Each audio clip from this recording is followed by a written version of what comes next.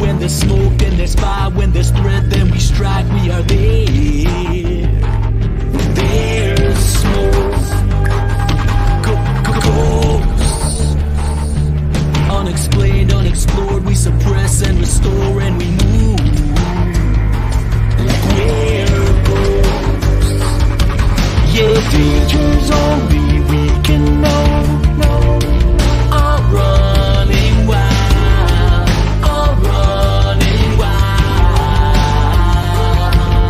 Stop them like the sky, like they are supernatural, blazing fires. Oh, we can't just let it burn. The world is waiting for someone or something to come and extinguish the flames. So we protect and serve, laying our lives on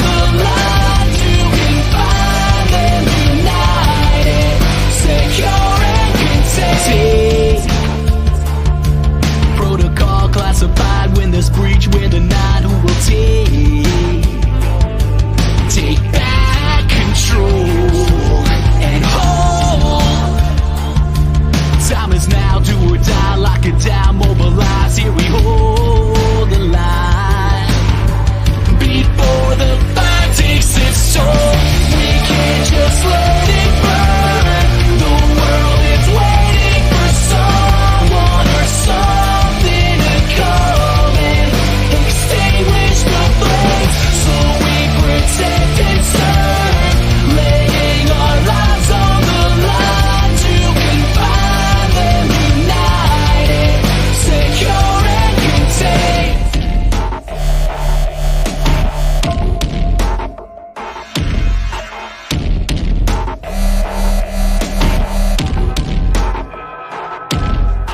If you don't know it exists,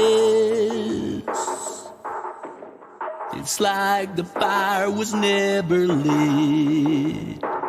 Shh. We can't just let it burn.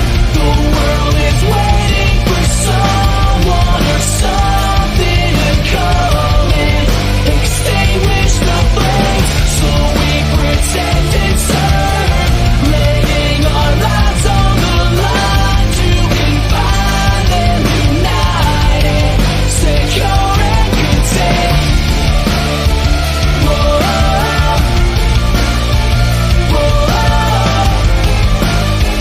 whoa, secure and contained. Whoa,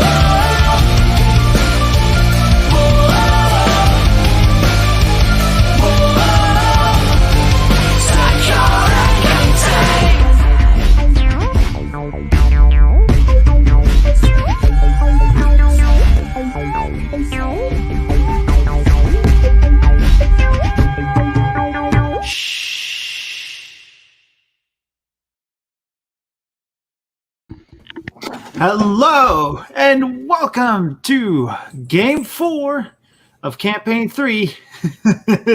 What happens in Vegas? Yeah. It's a good title. Yes. Hello to the wonderful, beautiful chat. I am your host and game master, or I think the term is record keeper in Call of Cthulhu, Dr. Crow. And I'm here with Hex Harper playing Travis Caspin, Amish Man playing Jack Moore, Blue playing Eloise, and Drake the Duelist playing Blake Delancey. These are pretty sure. We think. If that nobody asshole has something up his sleeve, he better pull it right now. Right now. Is this your card? It's your credit card. Hey, nobody should have that. Wait. He does.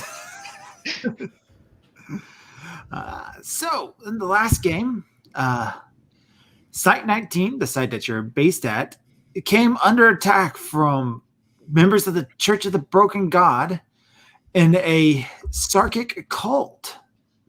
The two organizations fought against each other, being bitter enemies, while also releasing a ton of the SCPs. As the anomalies rampaged through the site, killing and causing general mayhem, a couple of noteworthy ones managed to escape the location. 035 escaped with 053, the possessive mass taking the, I forget what her name is, but she's a young girl who causes those who view her to enter into a blind rage and try to kill her. Abby. The murder lolly. Murder lolly. Oh boy. Giving chase to them is 682, the hard to destroy reptile. Having a special connection to 053.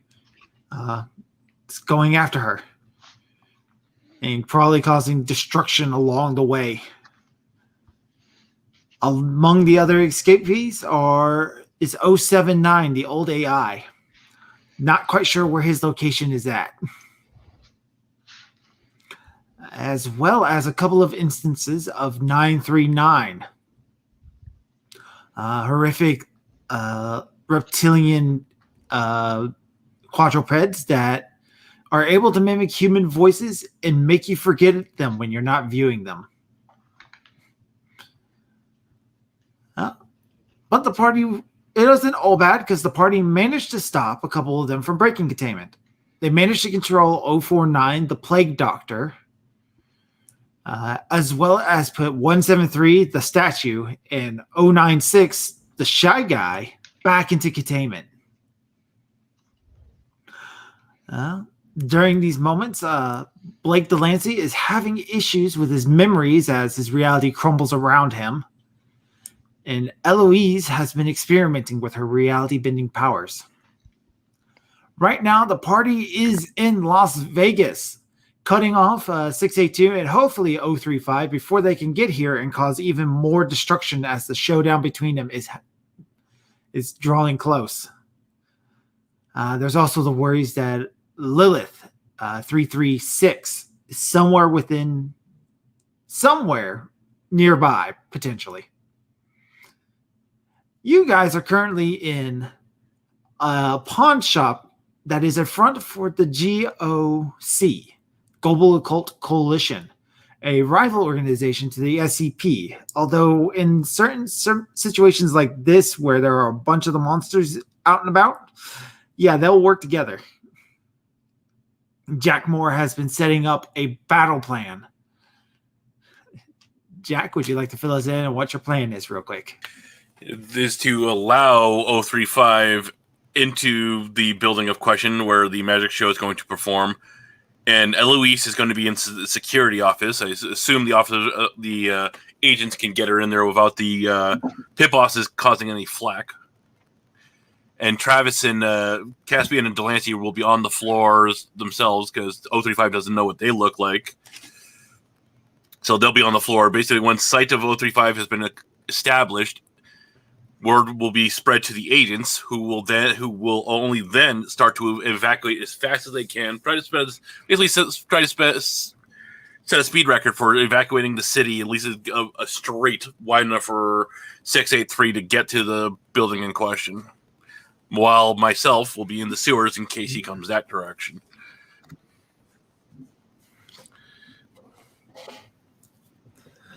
All right.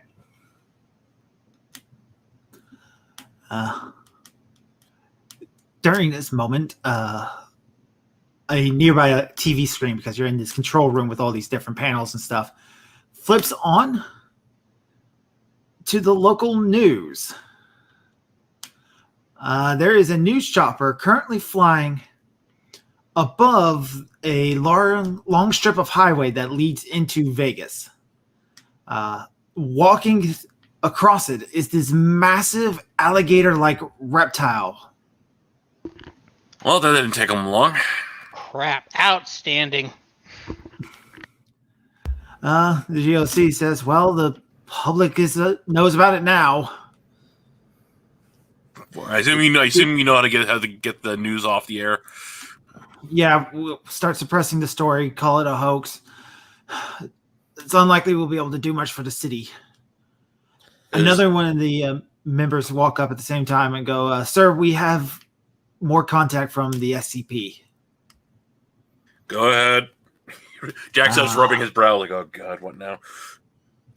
So a mobile task force, whose code name is City Slickers, arrive at the base, giving you more resources. This mobile task force specifically handles suppressing and containing anomalies that appear in urban environments.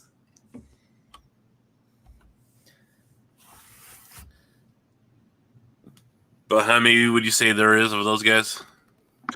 They have a good strong force of about 20. Ooh, nice. I'll say 10 of them will be up in the balcony of the magic show in question to tranquilize or subdue 035 with non-lethal rounds. Because while it won't affect 035, it will affect the body he's attached to. All right. And the other 10, let's see here. Again, they'll be spread around the building itself, trying to see if they can locate 035. I assume they have some kind of way of looking conspicuous. Yeah, these groups are very good at doing this. The GOC sector in this area is specifically designed to find reality benders who are cheating at gambling. All right, good to know then. All right, so 10 in the balcony, and then 10 will be spread around with Caspian and Delancey. So your plan is to knock out the body that 035 is on, which will work in theory. What do you have in mind for 682? Well, the problem will be having to get 035 away from 053, which hopefully she'll just go to 683, her friend. Then we can kind of coax her, try to negotiate with her to go back to the building. I was going to say, she's 3. She's not going to be easy to negotiate with. But 682, if we can convince him that the safest place for her is back at the Foundation, which isn't that much of a long shot, it really is, then maybe we can get him to escort her back, and that's a way to contain him too, just as a necessity of protecting her. It's worth a shot. And again, I don't even know if the tranquilizing 053's body will work on them, but it's worth a shot at least. Yeah, 053 will be the hardest. If we can subdue him and we'll keep the mask on the person it's attached to, we won't have to worry about it corrupting us. At least, hopefully. I don't know. I don't know for certain. I'm not positive on this. It was already trying to worm into her mind with a telekill helmet on. Well, that was with it not being attached to anybody. This is now currently. No, it was wasn't it wearing, or it wasn't on some child murder or something? Yes, and it can take itself off at will. It proved that too. So that won't. Well, honestly, I'm not even sure, since technically the body doesn't have a consciousness. There's a good chance that knocking it out won't work since, well, it's dead. According to the file, 035 is able to control a body long after it should no longer be able to move. Essentially, but you will have to completely destroy the body. All right, so I'll look to the agents. What do you have in the way of explosives? Actually, this might be a little gruesome, but we might just consider beheading the body. Yeah, I was just gonna think, like, how good would a nice headshot do? A good sniper round can blow the head off a person. But we don't know if that'll be enough to kill or at least destroy 053. It will be enough to take the head off. It probably will not destroy the mask itself, but it will get the mask off the body. Which is my thought. Yeah, He has to have full contact with the body regardless. I mean, the taking on the mask off and putting on the body, he has to do that immediately. Is it? But we have no way to containing the mask once it's off the body. Yeah. Hmm. Other than collecting the mask and then putting it into a container. From Well, what we what about go ahead. what about the bag that they use to move him? Isn't there something in his file about the corrupted stuff being fed into some weird bag? Or That is 101. It is a devouring bag. Essentially, it's the only way they know how to actually get rid of the waste he produces. well, could we feed him to the bag? That will be the termination of a anomalous object. It is certain to spell his death if it destroys him. Well, the problem is we would have to go back to the Foundation to get that. Yes. And in this upheaval, who knows where it could possibly be. Which the GOC is totally for this idea. All right, so, I mean, that's an idea. It'll probably take us no time at all to go back there, but now we have 683 on the streets rampaging. He isn't in the city yet. According to the newscast, it will take him a good hour. However, you're going to be dealing with riots and panicky people. We could just send one of us back if any. Well, no one else can touch your key, right, Jack? Yeah, so it shouldn't take me too long. I just would have to deal with some SCPs on my own. Actually, which the GOC also will cut in at this point. So the colonel who's involved here, Colonel Blackwater, he tells you that he's able to get into contact with some allies in the American Air Force, and they may be able to slow 682 for a little bit by us, maybe another 20 minutes.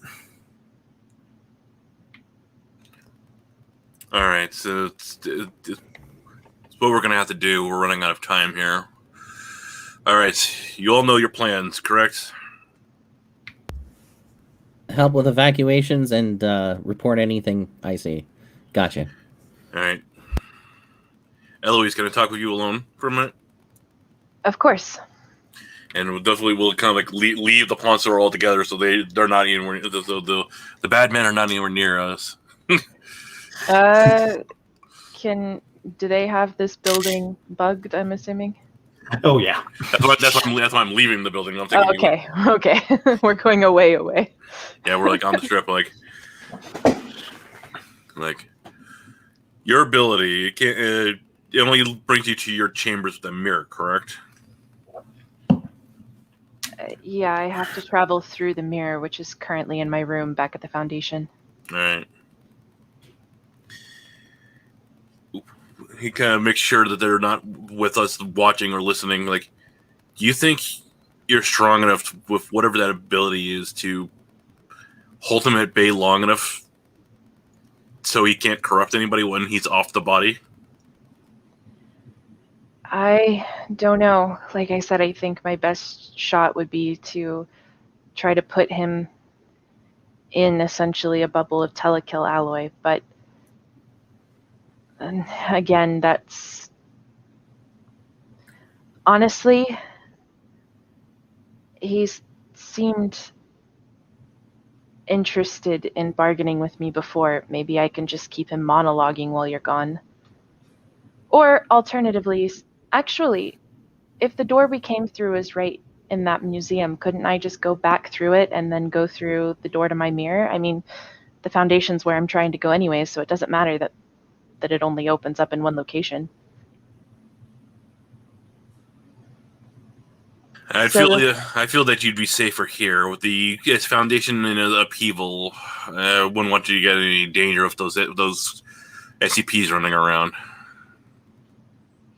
Yeah, if I can convince all of the GOC officers to stay out of the room that I'm in, then I should be able to do it. At least something from the cameras, or I can try to negotiate with him in person. So I just gotta hope I can get back in time. Yeah, if stuff starts going down before you get back, then I'm probably going to have to try talking to him to buy time. All right. You be safe, all right? Yeah. These adventures, I'm usually one to throw caution into the wind and know I'm going to come back out. Not too certain about this one. A lot of things in play here. There certainly are. He takes his key out and like, you be careful, right? You too, Jack. And he'll pull it into the building, turn the key, open the door, and he'll disappear into the library. All right. Into the library with Jack. All right. And he's going to go back to where the door that led to the foundation. And All right. Delancey. You find yourself in a long boardroom. The symbol of the foundation flickering onto a projector at the end of this table with exactly 13 chairs. Sitting in one of the chairs is 343. Sitting across from him is, I have his number written down just in case I forget it, which I did because I knew I would. Everything will load up. With 2032. Sitting between them are a stack of 13 plates and 13 sets of silverware. 343 turns to look at you and goes, there's the agent. Come on now, it's time to set the table. Set the table. People keep saying that. Who are you? What is any of this? I look around and probably see a bunch of featureless nothing. So yeah, there's this big, long window in one wall. And you are looking out into this, it's just plain blasted desert. And you can see it looks like there's something glowing just a little bit off in the distance. I point to it. What is that? 343 looks at it, goes, that is the garden. And to answer your first question of who I am God.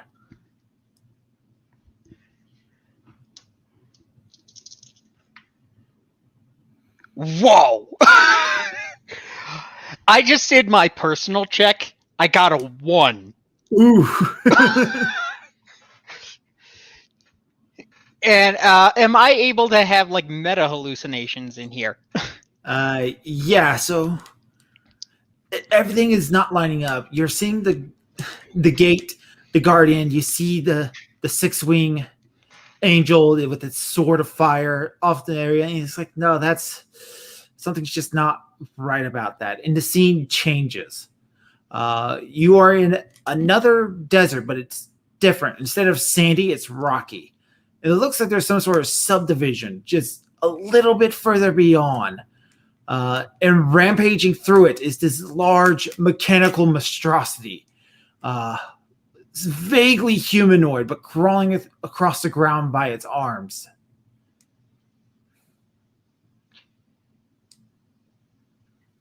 And all of these, it's like, it's like they're connected. It's like each one is like a form of a singular whole, but it's not like each one isn't entirely the whole itself.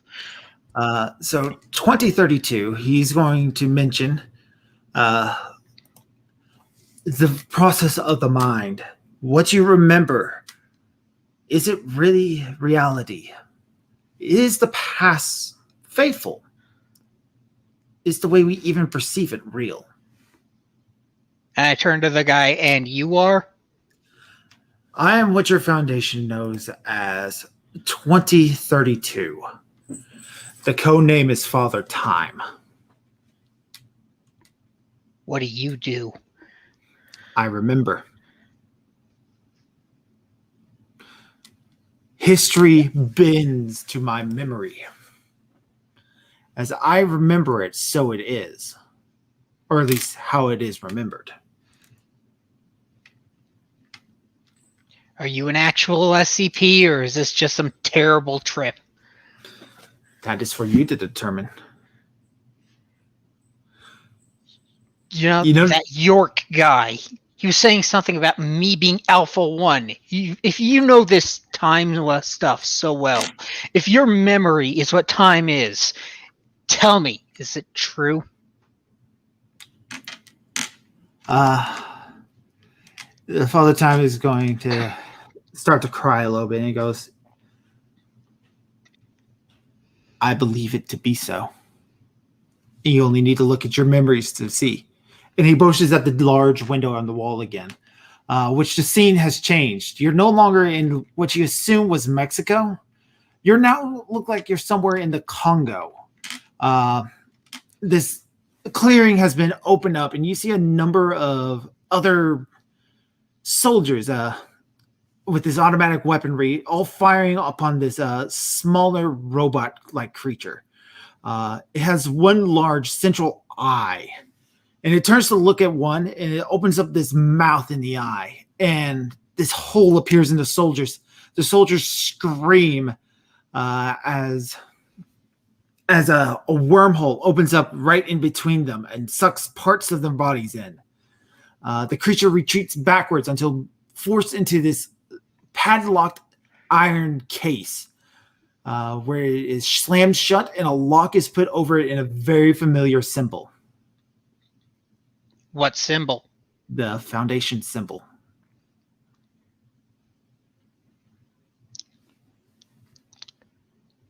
God? Mm-hmm. God, this must be you. What does any of this mean? You are a jumbled mess. You've been at this for a very, very, very long time. I've heard stuff to that effect. Not from anybody I'm sure I can trust. From your memories, you have to trace back what is real and what is fake. He motions at the window again. Instead of being some landscape, it is a room. And sitting on the room is a sheaf of papers. There is a man who walks up to it, and you vaguely recognize him. He's followed by 13 other men. He picks up the sheet of papers, talks to the other men about something you can't hear. He opens it up and reads off a thing.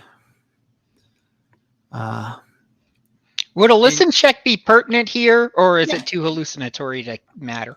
Go ahead and make a listen check. 82. I guess not. All right.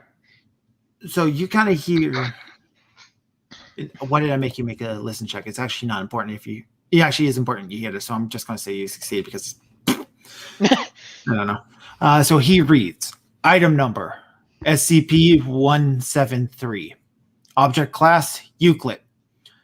Special containment procedures. And he starts leading off the file for SCP-173.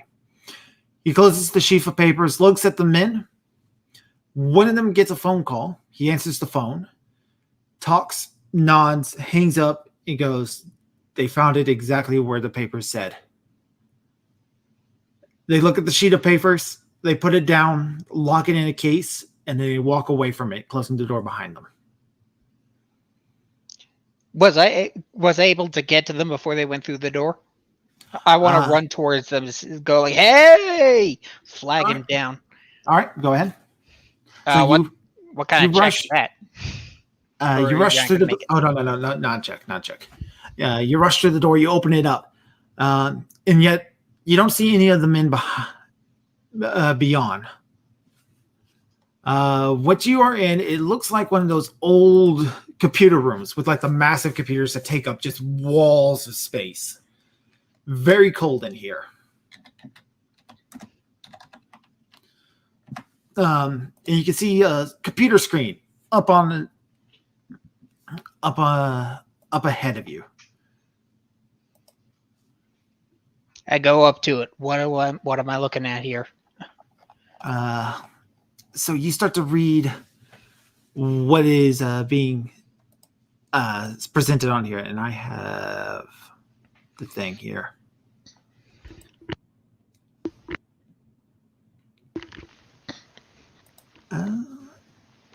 No, that is what I want.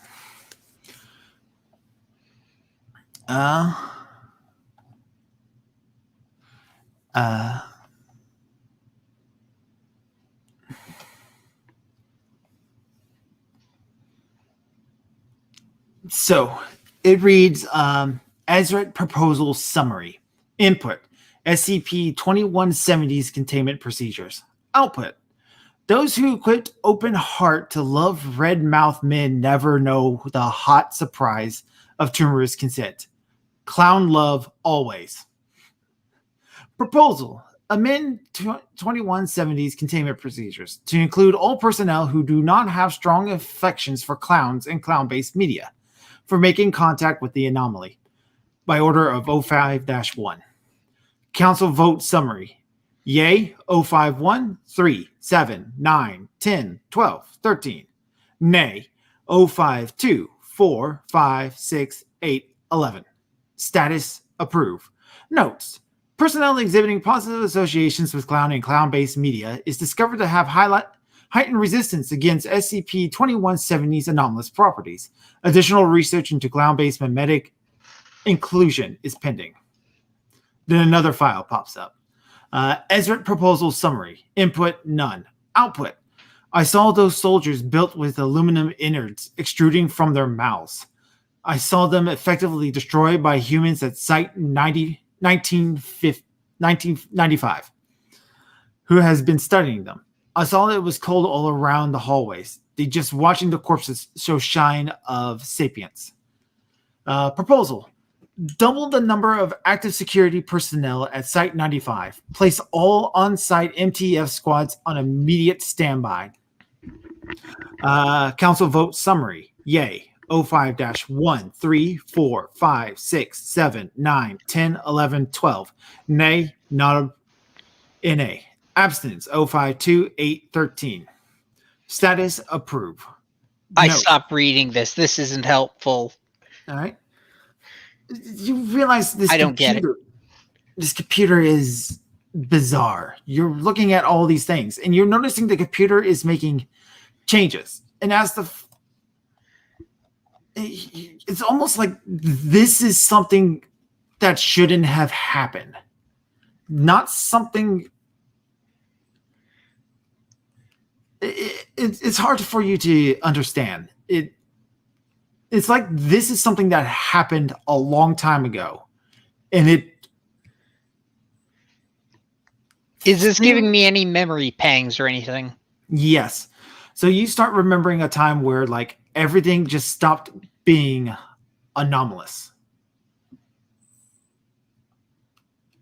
And you remember a time when the O5 Council voted to make a artificial AI that would work on containment procedures for other SCPs. Eventually, the AI became anomalous in itself, actually working to terminate SCPs until it had destroyed every single one in the universe. Is this supposed to be like 073 or whatever? No. As far as you know, no. So this is something completely different. I just yell up into the sky, what does any of this mean? There is a door that opens up, and you can hear tinkering sounds, like somebody's building something from beyond. I go for it. All right. You walk into a prison cell. On the other side of the cell is a man in a long purple jacket. He has a purple top hat sitting on a hat rack nearby, and he is currently building what looks like a clockwork toy.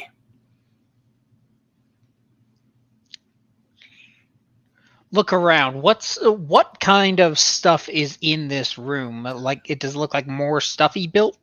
It's a whole lot of different stuff he built. Little toys that dance and move and jump about when turned, cranked.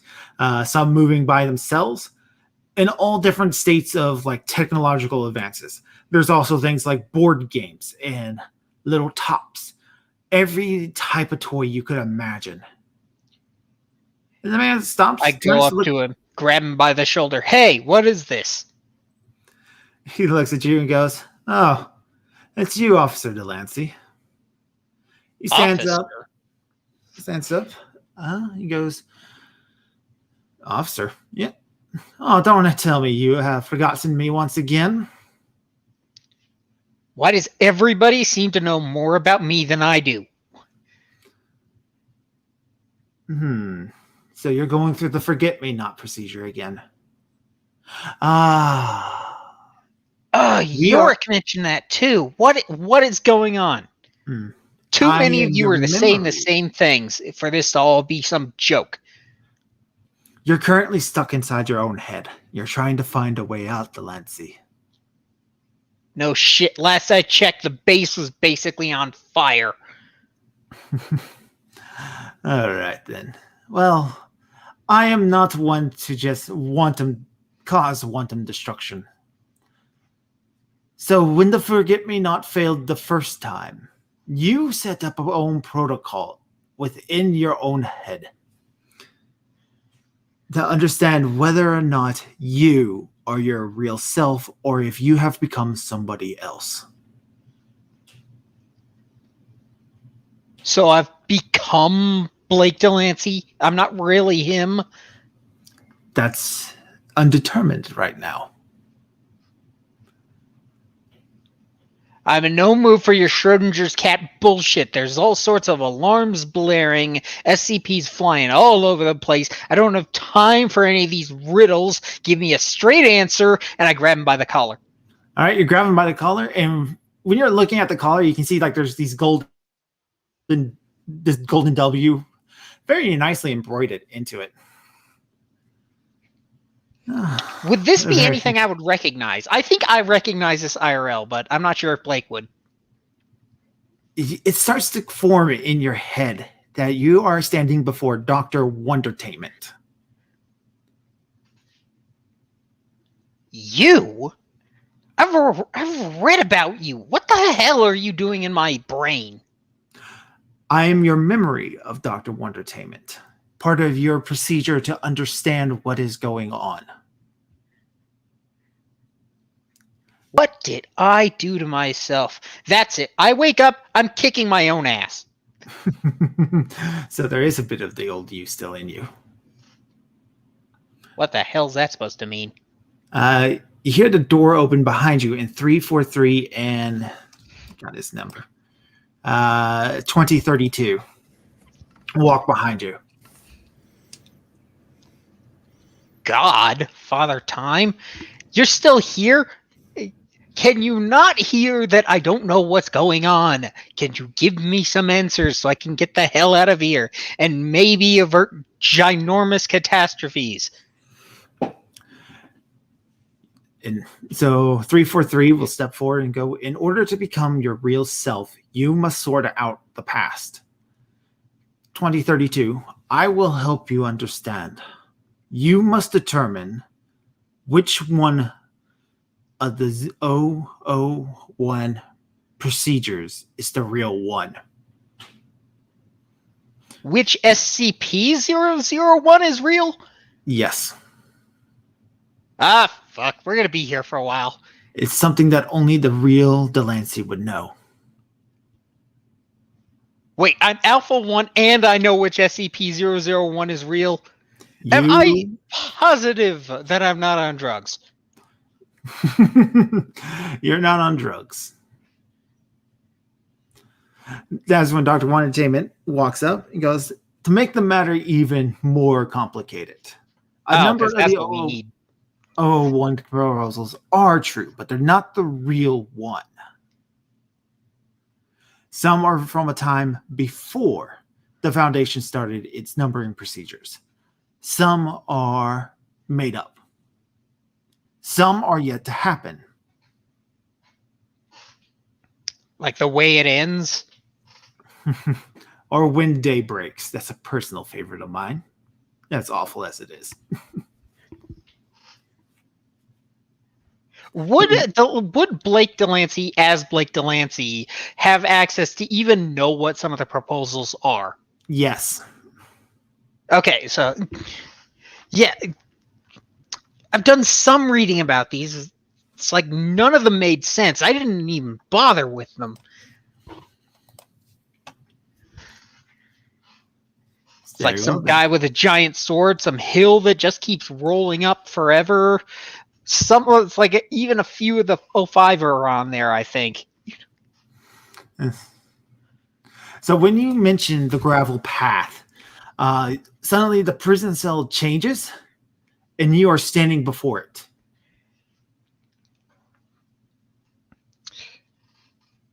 I read this file. I know what happens when I walk up that hill. A jackload or nothing. Have you ever tried walking up the hill in the other direction?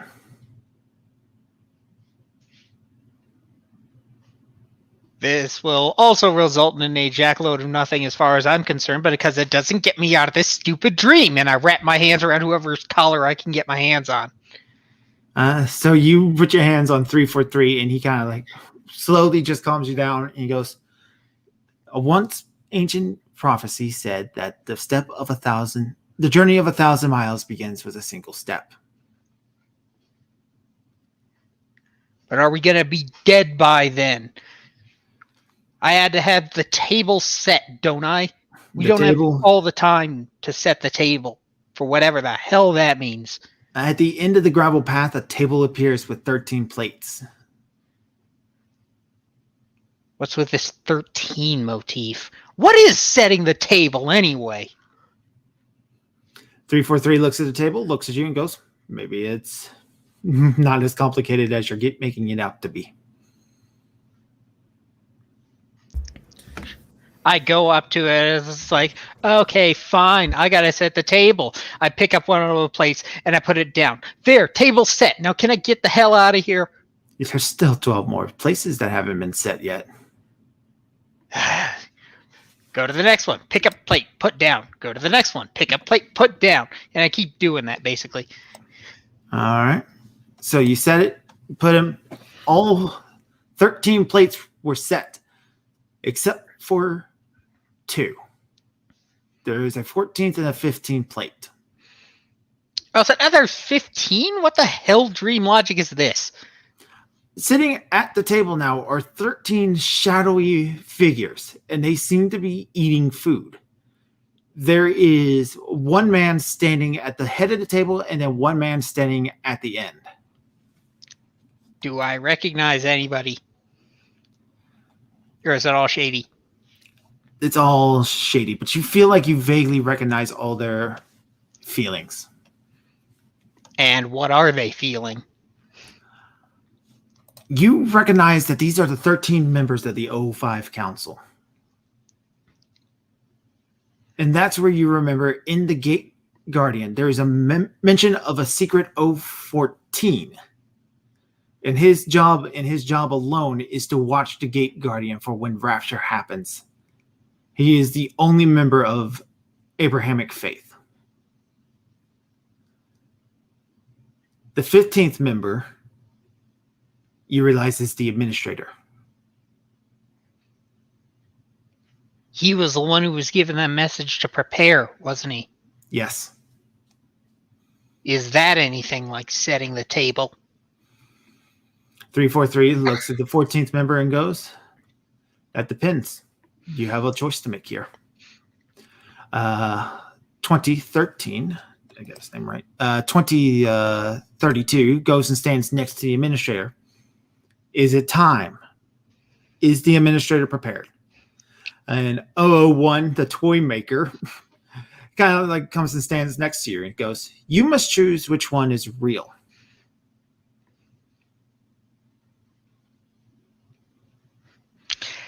Can I sense anything that is happening in the real world, like a bunch of screams or any gunfire or anything like that? You're not picking up any screams, no gunfire. You're hearing Jack Moore talk, but it sounds more like he's giving calm orders, like he's not in trouble yet.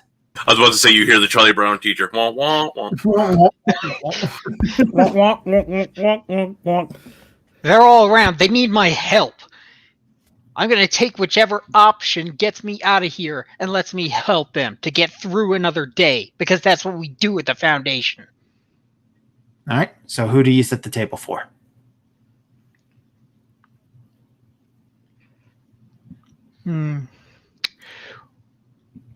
Not sure. So you're talking about the last members. So describe the last two again. So, 14th.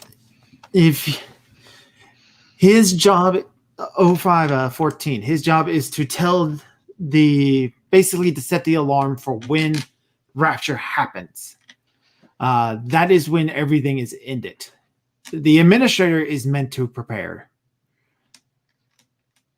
The table is not yet set. He is not prepared yet.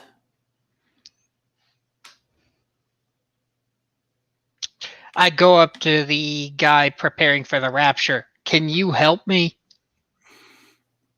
He kind of looks at you. He looks out at the window and he says, all is well. Perhaps you should help the administrator prepare. He motions back at the administrator. I go to the administrator. Same question. You can do something, can't you? If I put this plate down for you, what happens? I will wake you up. And who am I going to be? You will be somebody who can probably save the world. Slam the plate down on the table. All right.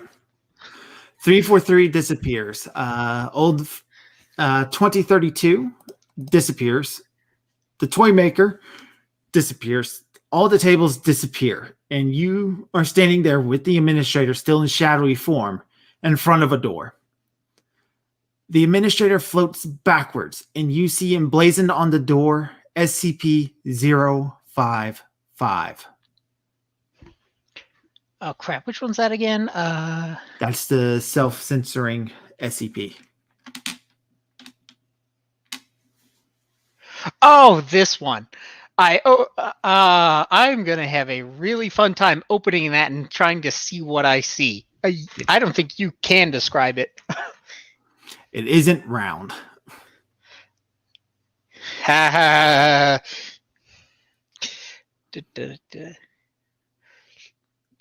There's nowhere else to go. I go inside and close the door behind me. Close the door behind me, and you are staring into the face of 055. And it finally all makes sense. Everything has happened. You were there to help contain the entirety of the SCP. You were there when the factory was sieged. You were there when the conspiracy with 013 went down and the original 05-1 killed the rest of the council members. You were there when the Gate Guardian was found. You were there when you captured the prototype. You were there. I was there at Site 17. You were there at Site 17. You were there at Site 13. You were there at Site 93, Site 92. You were there when your little brother found the gravel path. Administrator, will you be the one to stop 682?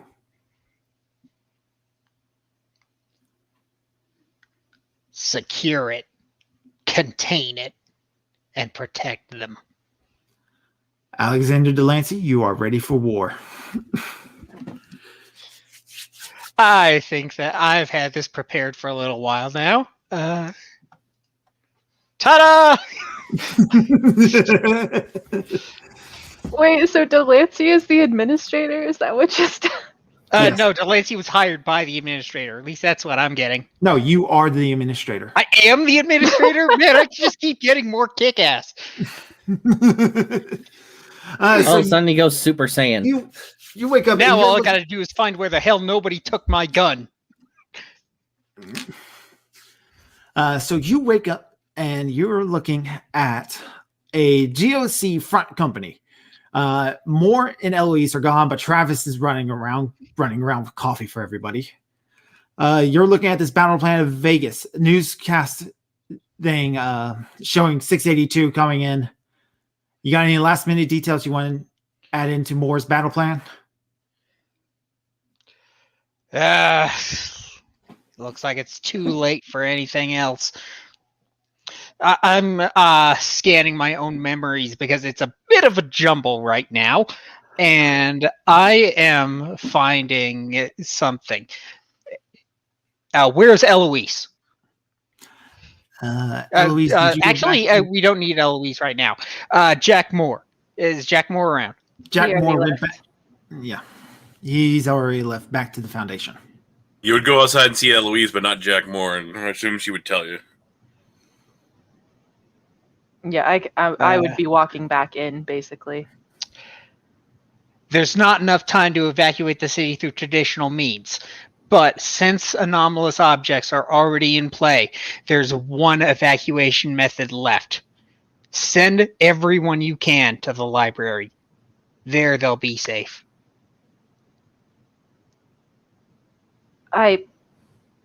Safe is a relative term, but Safer than 682's gullet.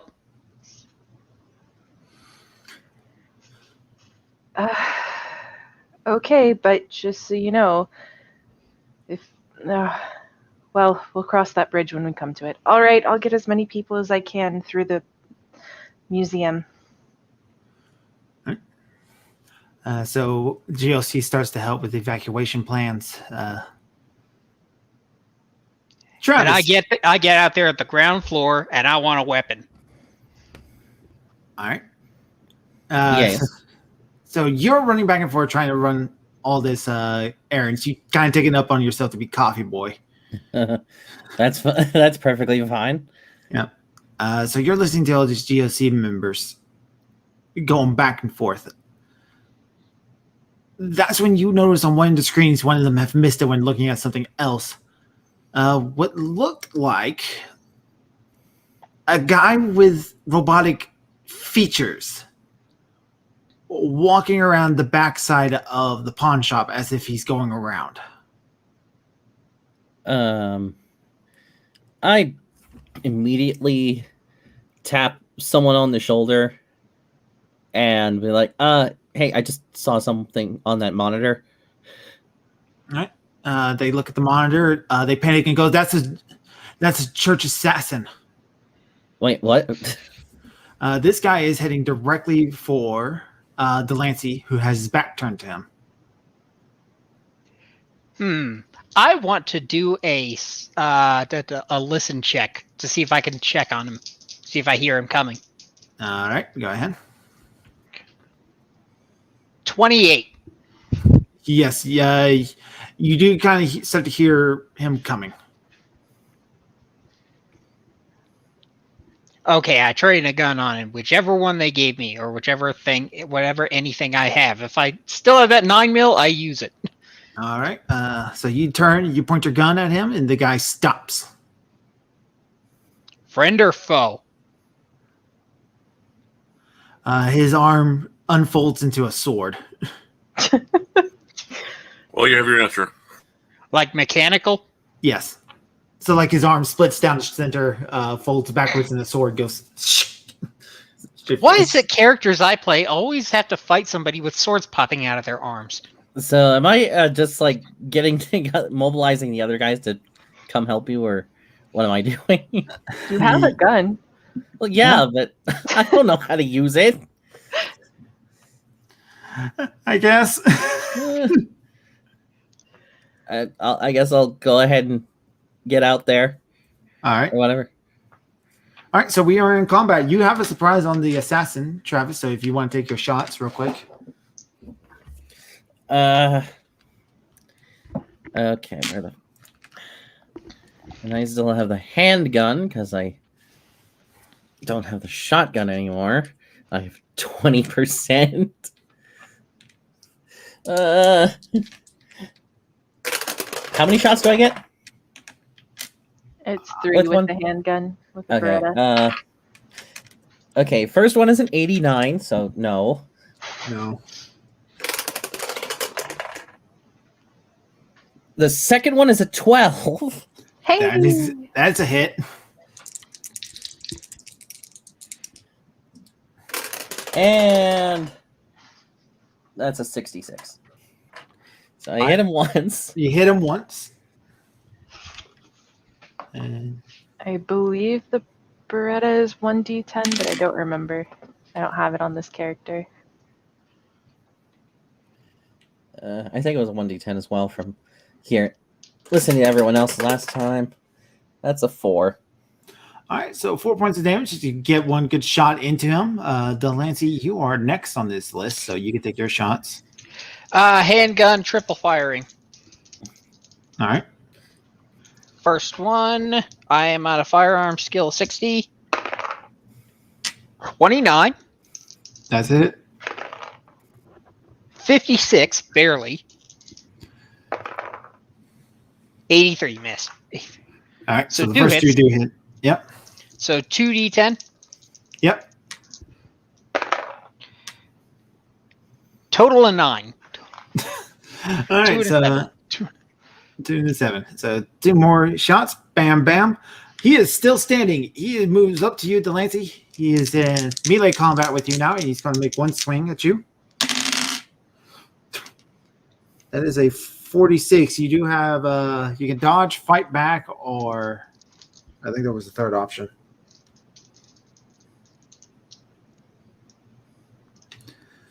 Yeah. Would you like to dodge or fight back? I want to fight back with my fighting brawl. All right. Or my strength characteristic, whichever you'll allow. I will allow the brawl because you're in hand-to-hand combat Okay. with these guys. 0. That's the fail. Oh god. That's 100. So you weren't Yeah. ready for that. So he comes up, he do some damage to you. no. Oh, that was critical fumble? Yeah. Yeah, 0's 100. 0's 100 with dice, yeah. Oh no. So he does 10 points of damage to you with a sword slash. Holy shit! I have 1 left. Jesus. Oh no. I But can't that's his do turn. shit because I'm not there. Travis. I should have pushed that. Shoot him more. No, 51. Shot 2. Wait. I am going to spend 6 Lux points because I got 26 out of 20. All right. 1, 2, 4, 5, 6. You got 1 hit. I got 1 hit, please. 93. All right, but you got 1 hit in, so they might do it. Fingers crossed. Come on. Don't fail me now. Fuck, that's a 3. All right, so bang. He's still up. Delancey. I'm going to have to brawl again because I'm still Alright. stuck on him. Unless I can pull back and use my gun. I actually think you can. So yeah, you just back Let's up. do that. First shot. 73. 16. That's a hit. 39. So 2 hits. All right. 2d10. 2d10. 6 and a 2. And he's down. Yay! Finally. Oh, thank God. You are I- very this- badly hurt, Administrator. This is very familiar to me. I I look at the immediately handgun, grab then I him and just start toss it dragging into him a corner. inside. All right. How did I ever get out of this without Neff's character? I was gonna say, I suggest you go find the reality bender you sent away. Medical personnel starts to tend to your wounds, Delancey. How well do they tend? Oh, they're like have an actual trained professional on staff, nice. so you're not going to die. Yet. Oh, good news! You regained 9. There you go. It has a 1 in it, but it's not 1 hit point. All right. God damn it! I wish I had something for Caspian to do. What are you talking about? Caspian just helped me kill a robot. You did. I want to check the robot, see if I can see anything about it with a spot hidden. So you are aware right off the bat that he is Church of the Broken God before you even make your roll. Okay. 34. Off count of 70. You realize that on his person that he has what looks like a basic USB to connect to internet Wi-Fi.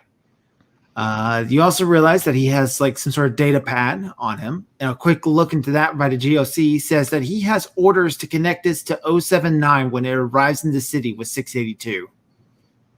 Looks like that didn't happen. Can I just like shoot the USB port? I would throw it in a microwave. A fan of explosions there, Travis? That's what hey, shooting the USB port is the handiest way we have to make sure nothing gets plugged into there again.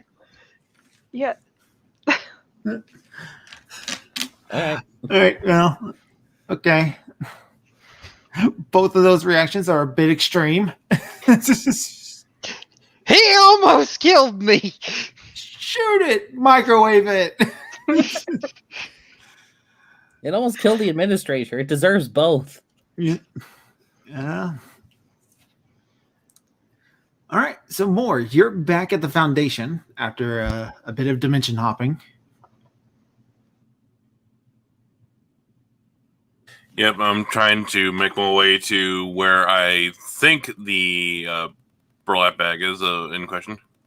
All right. So you arrive at the containment procedure for 101. You're going for this disposable bag, essentially. Yep. All right.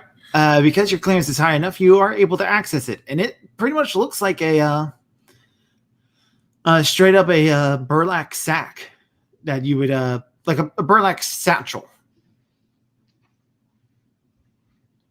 All right. So I will grab that, put it into my pack. And are the alarms still blaring and everything? No, the alarm's not blaring. They got this location pretty much under control at this point. Anything majorly dangerous has been recontained. All right, then I will put my key right into the nearest wall and make my way back as fast as I can. All right. I did think about going to the armory, but I'm like, nah, time's an issue right now, so... You just see a wave of random ass humans coming. Yeah, so the waves are getting filled with people now. All pink hair. All right. So GOC and members of the SCP are filing people into location, into the ways. It's not a perfect evacuation. There are still people hanging around, people who just flat out don't believe any of the shit that's going down. Because why would a giant lizard's attacking the city? Some people, there's like that one old lady who still won't leave her slot machine. She's going to win at some point.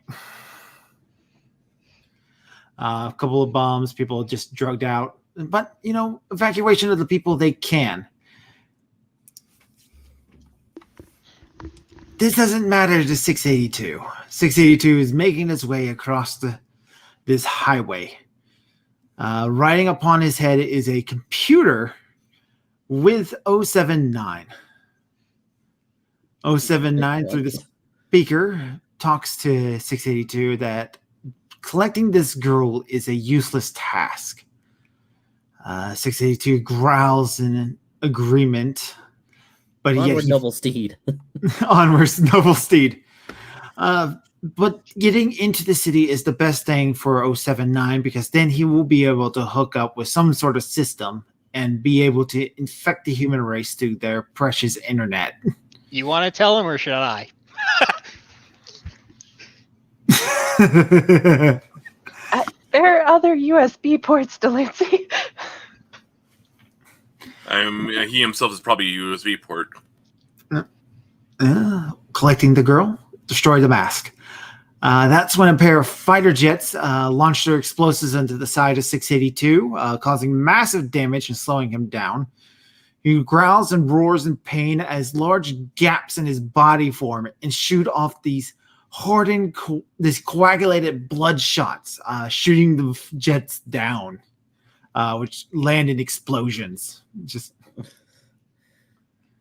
He heals quickly and moves back on his way. It is. Did that destroy 079? No, he's totally okay. fine. No, it was worth a shot. About afternoon. This is now kind of like the sun is setting. Vegas, all the lights are starting to light up. And that's when 682 enters the city. People just scattering about, screaming, running. 682 just stomping through the street. Grabs a person, snaps him up, nom, nom, nom, nom. Crushes his way through a building. It's making his way to this very specific hotel. Where would your characters be for this? Well, I'm coming out of where I just got ambushed. All right. It's been a little bit of time since then. Okay, so yeah, I'd be if the time has passed, I'll just be in the sewers like I said originally. All right. Yeah. But upon hearing the screams and the walkie stuff, I would come back to surface, hearing that he's definitely coming via the surface. After checking to make sure that the GOC were following Blake's orders, I probably would have followed Jack's plan and just gone straight to that security room. So up to you where I am on that trajectory. All right. He's not like he's in the path. You're in his path then. But you're not far enough away to not be useful. So you probably get there pretty quickly. If I have time, I want to make my way to this entrance to the nether plane so that I can oversee everybody going in there. It was my idea after all. All right. So yeah, you've overseen the evacuation of the waste, but do you want to be back for 682 to fight him? No. All right. I know better than that. The only way to fight 682 is to just bend around him like water. Yeah. There's no fighting that thing. All right. 682 crashes his way through the wall of the hotel, stomping through the foyer, crashes through another wall into the theater. Which hotel is it? Oh, God, I don't know which hotel it is. Well, but during all this, has there been any sightings of 035? No, there have been no sightings of him. Wow, okay. He's doing a good job of hiding that. Oh, no, not Caesar's Palace. Need to slow him down some way. I will run back into the pawn shop and... You know what? For setting, we'll say it's Excalibur Hotel and Casino. Okay. That's the one that looks like a giant castle. I'm gonna grab the dragon's attacking the castle. There we go. Yeah, I'm gonna go back into the pawn shop and grab like a megaphone or something like that, something so 682 can hear me. All right. So you're able to do that easily. Yeah, so seeing that he's crashing into the hotel, I just will speak up onto the on the overhead. Yo, Ugly, out here! You know you're walking into a trap, right?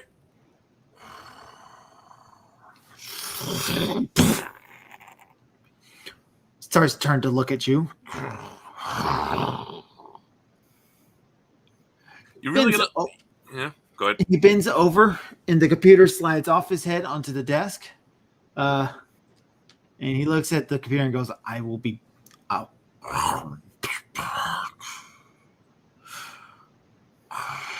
I will immediately grab on the walkie and go, find the 035 now, and I start running. All right, and 682 starts chasing after. All right. So Moore has led 682 off into the streets. So 079 is just sitting around there like a dork. Yeah, he's just sitting because he's in the computer.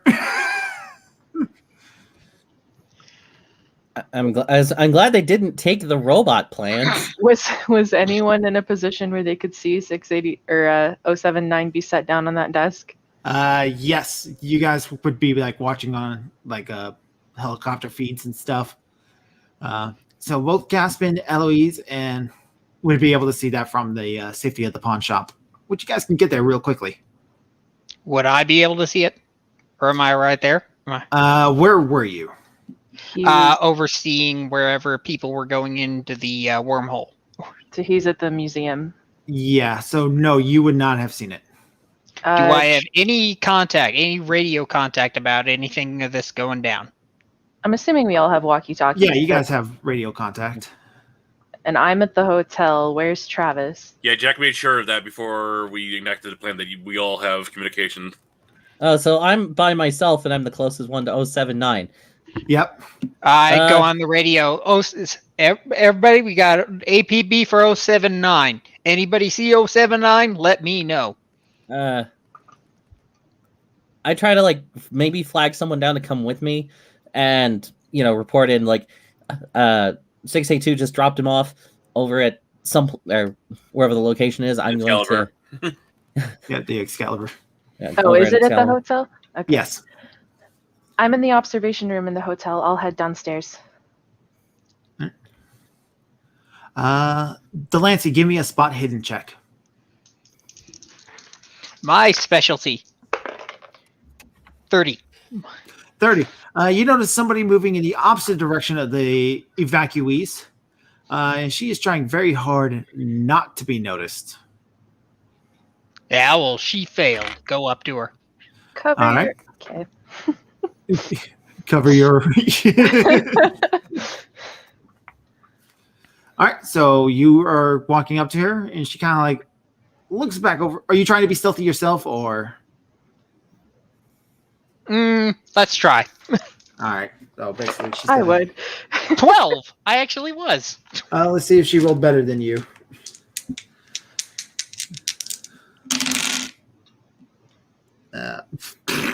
She didn't even succeed. So, yeah, she's not aware of you as she's also making her way towards the Excalibur. And the Excalibur is where 079 is, or do I know that? That's where 079 and 682, at least 682 was there, but now he's like chasing off into a different direction. I'm going to have some words with Moore after this. All right. Sick of seeing people sacrifice themselves stupidly. So as you're following this woman, you begin to notice that she's trailing blood behind her. And you realize she's suffering some sort of arm wound. Oh, crap. All right. Was it a fox bite? I don't think the Gumiho could have gotten out. Well, remember like, the mark. even if she did escape. The mark is on her Everything is arm. out. She could just rip out the mark with her teeth. Like a coyote. It's either the Gumiho or Lilith. Take your bet. Okay, so what do I know about this situation that would be make me think this is funny business? You were there when the Gumiho was captured. You're watching her. You're trying to find those signs, and just briefly, you see a set of fox ears. Motherfucker. Drop kick the Called bitch. it.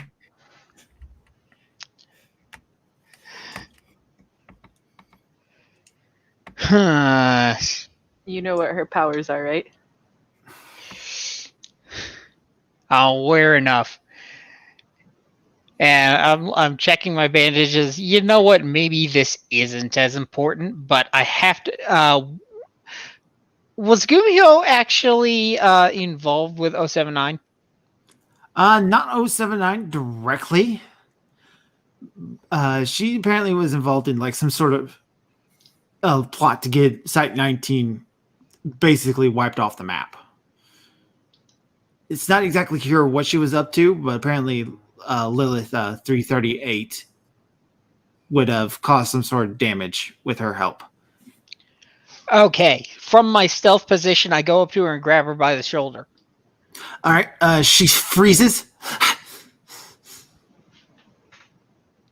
She turns to look at you, and you can notice slight fox-like slits of her eyes. Psychology check. All right. I want to see if she's gonna pull anything. 62 versus 52. I'm gonna push. All right. I should be doing that more. 20. All right. So you definitely did better than she did. So yeah, she's trying to act submissive to you. It's like, don't really pay all that much attention to me. I'm not that important. And she kind of turns to look at you and goes, "Oh, look, kind sir, I left something in the hotel. I need to get it desperately." You don't remember me, do you? She kind of looks at you, glares. Damn it.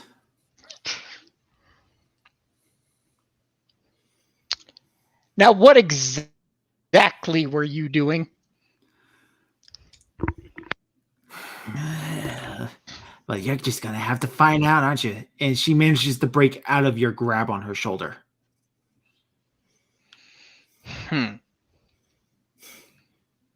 Has she bolted yet? Yeah, she's running. Okay, get on the radio. We got the Gumio too. Keep your eyes open.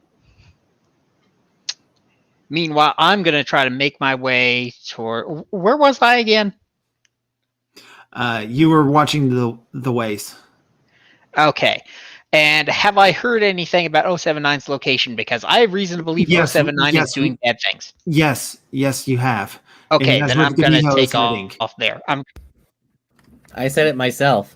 Yeah, we went over this. Okay. I'm gonna commission a vehicle. I need to get over there. All right, commission a vehicle. GTA stop somebody. Just. I imagine the GOC is some kind of vehicles, even if it's just a motorbike. Yeah, the GOC has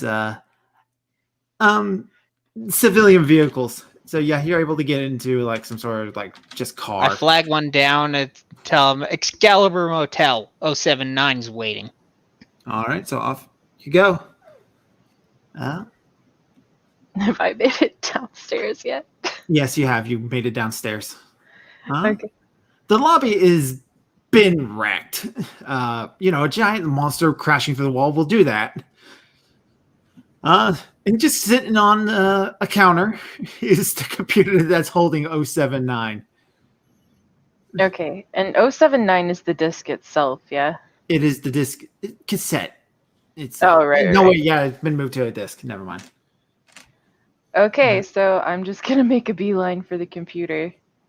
All right. So when you walk up to the computer, you hear the robotic voice go, "Human, connect me to a computer." Nope, not today. Sorry. I'm just gonna take the cassette out. All right. Pop it open, pull it out. Cheek. All right. So you get the disc for 079. You turn around, and there is a man who's wearing an SCP laboratory coat and a white porcelain mask. Oh, now he shows up. Where am I in all this? I believe you said you were up in the observation room with Eloise. Well, I didn't say I was up in the observation room. I was. No, but he was on his way to the I was hotel. heading my way to 079 from the pawn shop. Yeah. Yes. So you're not there. So you would have been with Eloise, though, wouldn't you? No. I don't know. I don't know. Well, I mean, I guess he could have been. He didn't say who. Yeah, I mean, like, if Eloise was in the observation, then she was with you. The observation room I was in the room in the hotel waiting for everyone. Oh, you were waiting in the hotel. Okay. Yeah. So yeah, Travis, you'll be the next person to arrive there, then Delancey. Okay. All right. Hello, 035. Hello, daughter. Please don't call me that. I just wanted to mess with you. Yeah, seems like you've Look been at the doing a friend. lot of that. Sorry, what was that? Did you make a new friend? He motions at the disc. Something like that. Yeah. What about Yeah. you? Where's 053? She's waiting. Your friend Moore kind of ruined my whole big plan of having her submerged in the tank of those magicians we're using.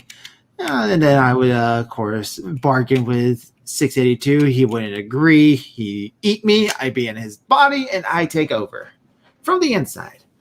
But Moore just had to come in and go, "Hey, ugly, you and me 101." 682, he called you a blowhard, said you didn't have the juice for all that. Well, 682 doesn't know everything now, does he? I suppose not. You must know an awful lot. What with that trick you've been pulling with the telekill alloy. I know so much. I got your message on the wall. So you are looking to seal that deal? Well, I need some more specifics first. You never actually laid out what you would want. So I have a problem. A problem that I can't really directly solve. Are you aware of the being named Lilith? I know a little bit. Yes, you see, she owes the ambassador a great deal of debt. The ambassador helped her write a book that would allow her people to extend themselves forward into history. Of course, that requires some blood sacrifices here and there, but who's keeping track of all that, right? Lilith's late on dues. She lost her copy of the book, which your foundation now holds. And the best way for her to get a hold of it isn't necessarily breaking in, but by causing a great deal of chaos. How does... The foundation can only really do its job if it stays a secret. And that goes true with a great deal number of these anomalous organizations. A lot of them don't want to be known that they exist. The GOC, the Marshall Carter and Dark profits off of selling to gangs. The circuit cults, the proto cults, they don't really matter all that much. They're a bunch of hillbillies. But the neo cults are, the rich elite type. The Church of the Broken God prefer their work in the shadows. Of course, the Serpent's Hand opposed to this idea, but they have a hard time proving it with the work of the SCP Foundation now, doesn't it?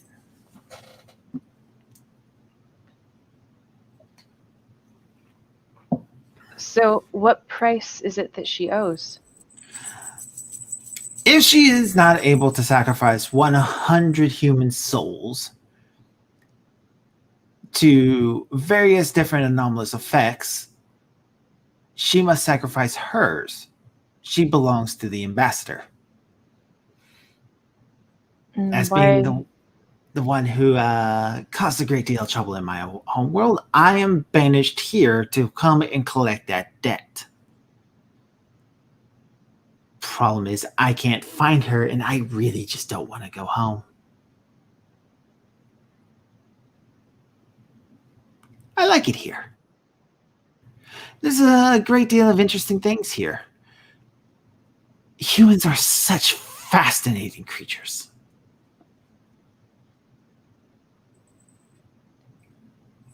So you don't want her dead then?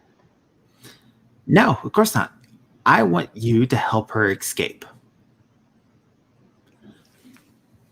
Escape? She's been loose for years. She has been loose for years now, hasn't she? When she causes this masquerade event, it's going to explode in her face. This whole thing is already on the precipice of causing a great deal of chaos. But if I help her stay hidden or make sure that nobody can ever get anything useful out of her.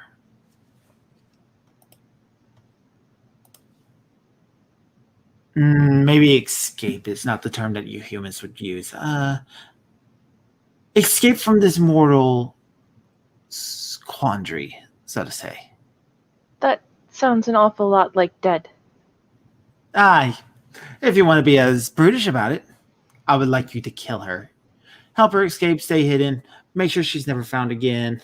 The details are kind of not important. But why do you want that if you have no interest in going home? Because I'm supposed to take her home alive. I see. If I kill her, she goes. If somebody else kills her, she stays. The Hand King doesn't get his thing. The ambassador can't come after me because of the rules that govern the multiverse. I get to stay with the Foundation, which is such a fun toy to play with all the backbiting, the lying, the secrecy.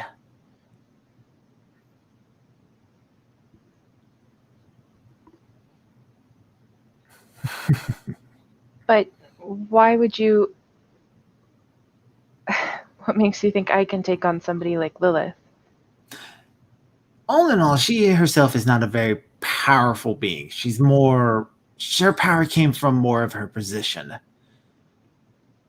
While she's true, she's able to make clones of herself. She knows a couple of rituals. She's able to make females fertile just by the sound of her voice. She's nothing really all that special. Is that why she tried to get the Gumiho to help her? The Gumiho is a very powerful enemy now. And whose side is she really on? Well, besides her own. That's something to be determined, I suppose. Lilith has the Gumiho's marble.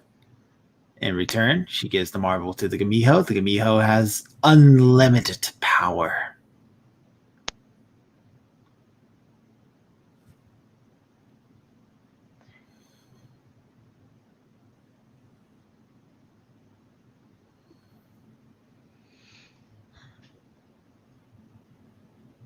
So, your deal is I agree to kill Lilith, and you tell me who killed my mom and my mom's name. That is correct. Can I ask, where did you come across the information?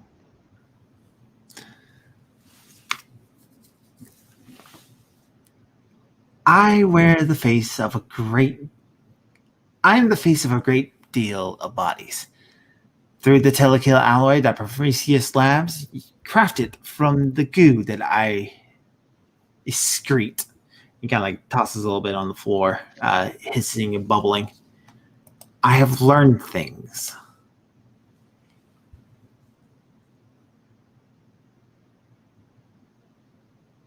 I see. Well, surely you understand that it's difficult for me to trust your word. Trust is such a difficult thing to earn. Very well. What else can I do for you to sweeten the deal? Me? Of course. I'm making the offer and you gamble and you bet and you raise the stakes. That's how this works. Well, for one, you'd have to let 053 go, obviously. 053 will be let go unharmed. Not that I don't think I could permanently harm her. She would have made a good host, I think. That is something I was curious about. Does she have regenerative properties? She does. Very regenerative. Unfortunately, the other half of her properties, I don't want a bunch of people just coming and beating me every other time they see me. I enjoy talking. Indeed you do. When you were talking about messing with the Foundation, does that mean you would be willing to go back into containment?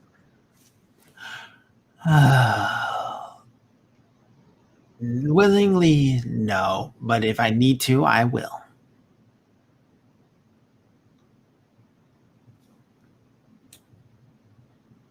So, if I made that part of the deal,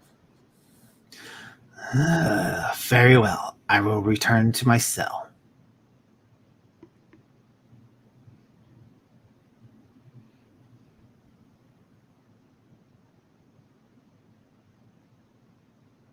has anybody else showed up yet? That is Travis. an excellent question. Okay. I'm there just like mildly out of breath, and I'm like, oh, fuck. All right, 035. Information, you let 053 go, and you go back to containment. No muss, no fuss, and you have yourself a deal.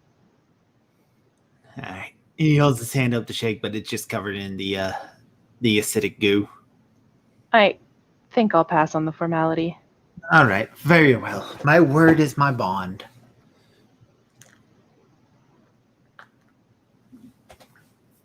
Good. In that case, so I know that the Gumiho was on her way here, right? Yep. Okay. Can I do that psychic call thing I was talking about? Absolutely. Okay.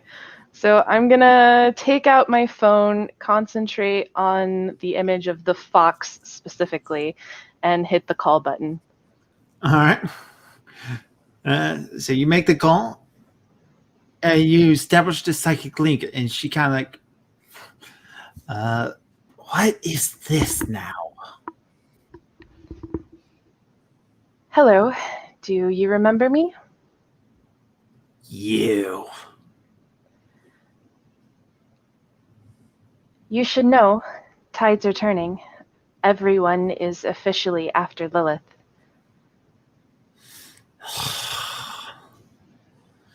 And what does that have to do with me? Well, you know where she is, correct? I do.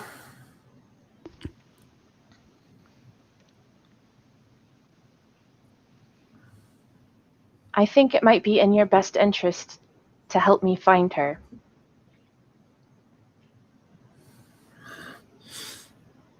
And why would that be?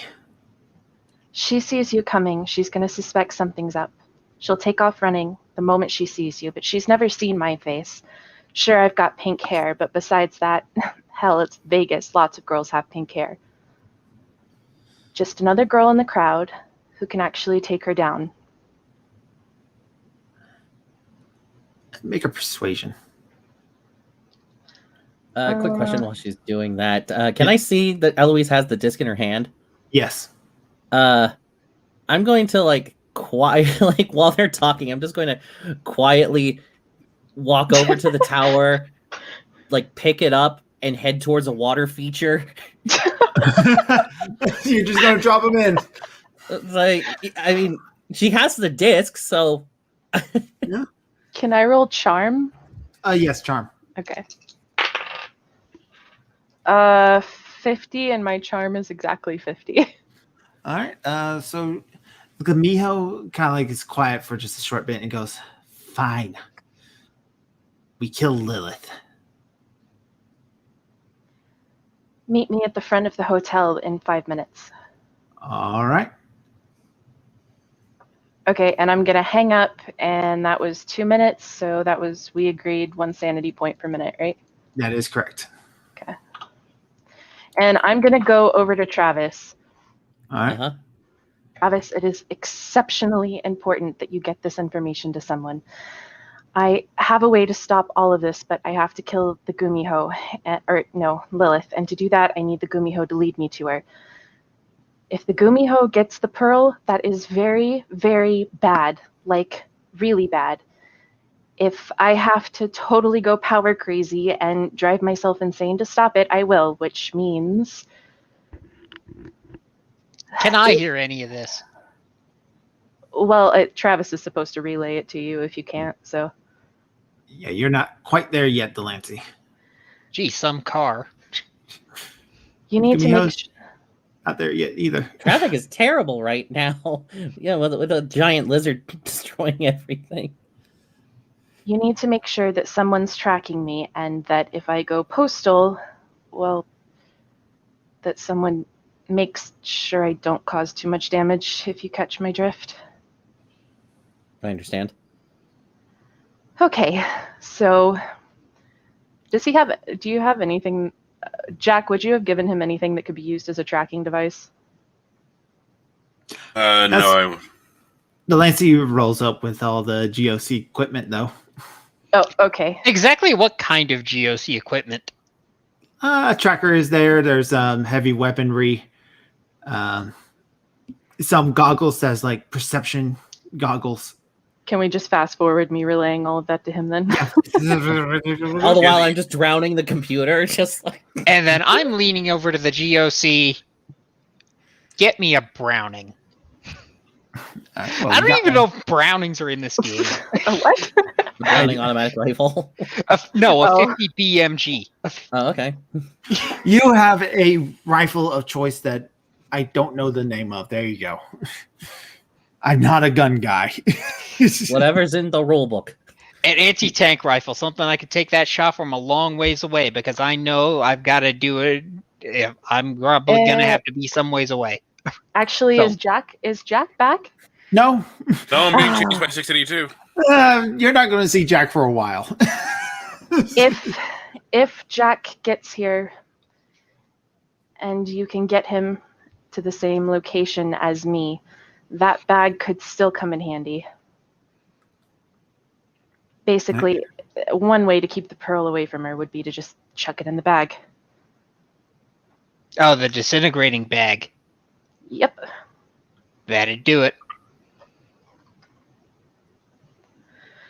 Okay, well, I'm going to go to the front of the hotel and meet up with her. You guys should probably keep a wide berth. Copy that. 035 is just standing there in the background. And maybe keep eyes on him. He said he'd go willingly, but he is kind of a liar. Do I have gloves? Yes. I wonder if they're going to be enough. No, they won't. I was afraid of that. Uh. So, you know what? I'm just going to have the GOC guys just surround him. If he makes a move, turn his legs into Swiss cheese. 035 looks at them as he's walking around and he goes, "So you guys want to see a cool magic trick?" He changes his face to tragedy. Ta-da! It's just a mundane changes mask. No, his face legitimately changes to from comedy to tragedy. Yeah, Yeah. but does it like blow anybody up or anything? No. Or is it, No. is it just the being a blowhard? I just give him a golf clap and like, okay. This is Vegas. If any other magician did that, they would have been cheers. Fuck all this. He just starts walking away with the guards. Oh, and try to get 053 carefully. Where is she? She's in the apparently backstage, Yeah, he said he was going to put her in the tank. which there are the guards that more left behind with all the stuff, which that all can be handled. So Okay, so I'm going to go wait outside of the hotel for the Gumio. And I'm going to take a huge-ass sniper rifle and be ready from some Alright. great distance. And I'm gonna head back to the pawn shop if possible and drop off the disc there all right. and whatnot. And it's like, do not do anything with this. Put it in a burlap sack. Oh, I want to. All right. More. Oh shit, oh shit, oh shit, oh shit, oh shit, oh shit, oh shit. Yeah, well, the plan worked, and now I just got to think on my feet to not get eaten. All right, you're going to need to make an endurance check.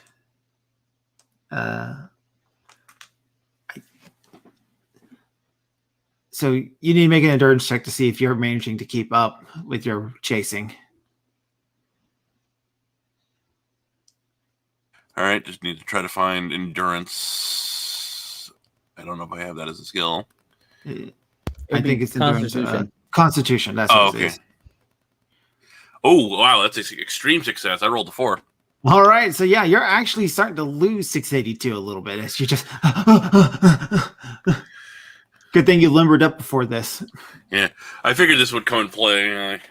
So what's your big plan? I'm very curious. Just like I'll be basically on the walkie and just like panting as I'm like jumping over cars and stuff like that, and just like do we have eyes on fit 053? The answer is yes. I relay everything that Eloise told me to relay to you as well. All right. So knowing that and I'm running the opposite direction of where I need to be heading, correct? Yes. Well, where you need to be heading is to keep this thing away from everybody. So. All right. There's obviously no reason, at least no real attempts of reasoning with this guy. No, if he catches you, you die. Yeah. So, what are the buildings evacuated, or any of the buildings, at least that Jack would know of, the least occupied currently? The majority of the area that you're running through is evacuated. All right. I'm gonna try to find one that's like due for demolition or something like that, and go into that one. All right. So we'll just say that you're able to run into this building then. Yeah. And basically, I'm gonna try to lose him in the building. All right. He is bigger than the door, so he comes crashing through the wall after you. Yeah.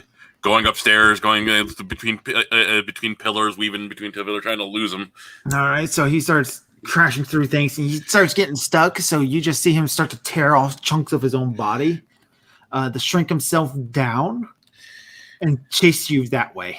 Uh-huh. All right. But you do have a moment where you have lost him temporarily, so you can try to hide. I will try that and see if I can make my way back to where I need to be going. All right. I assume there's a stealth thing. Yep, there it is. I don't have enough luck, so I'm going to push that. All right. That must have been a bad roll. Hey, 15 to success. All right. So you are able to successfully, you run into a different room. He goes walking by. More. Where are you? Yeah, I'm gonna very slowly tiptoe my way back down the building. All right. And then haul ass back to the opposite direction to the Excalibur. All right. Along the way, you hear somebody from an alleyway where 682 tossed a car. Help! Someone help! Is there an inside thing? Yeah. What's the skill called, or is it actually just insight? I'm actually going to have you roll a spot hidden. Spot hidden. I will use luck to push that under, so that's a success. All right. So when you kind of stop, that gives you a brief pause that somebody needs help. You turn to look. You see what looks like a quilled reptile, almost dog-like in its shape, hiding behind a crouched car. You recognize this as an instance of 939. Yeah. Nope. Keep it running. The worst part about this, you also know that these things are pack hunters. Yep. Drawing the gun and running. All right. And he starts chasing you, too. So now you're running from this and 682. Yeah. Well, hopefully 682 is so I'll be on the walkie now running from this thing. I'm on my way, and I've got incoming. All right. So Delancey, through you get to your sniper roost. Are you going to try to look for something? I'm overlooking where Eloise is, as if anybody's coming to her yet. All right, Eloise, and I'm muttering to her over the radio. or muttering to her, and she could probably hear it over the radio. Don't do this. Don't fucking do this. I wasn't there for Blake, but I'm gonna be here now. Caspian, what are you up to? Let's see. Like I said, I started making my way back to the pawn shop to deliver 079. So what happens to me then during that? There's nothing really around to stop you. You might actually live just by not getting involved. How to succeed in Call of Cthulhu without really trying. Luigi wins by doing nothing. So you walk back.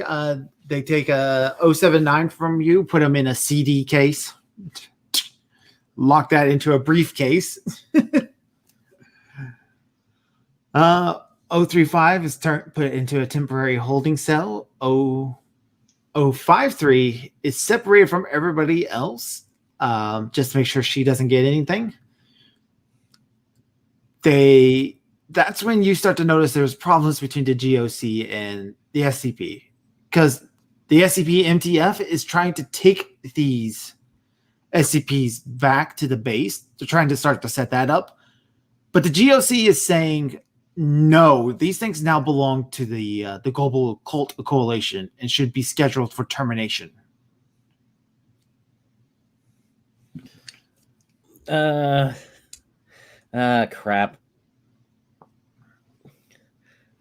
Let's see. I am going to roll negotiation with persuasion with the GOC. Right. Try to, I get like a really heartfelt, like, hey, this is all it was, like, this is everything that's happened to me, and blah blah blah blah. Just like it was already really there. Just give them back their stuff. It's been a really bad week for me, guys. Whatnot. Like, it's like, all right, 50%. Come on. I spend 1 luck point to make it at 50. All right, so you start going, hey, look at what has happened to me this week. We are currently dealing with a giant murderous lizard rampaging through the city, and you're going to sit here and argue about who's going to get the time for fucking infighting.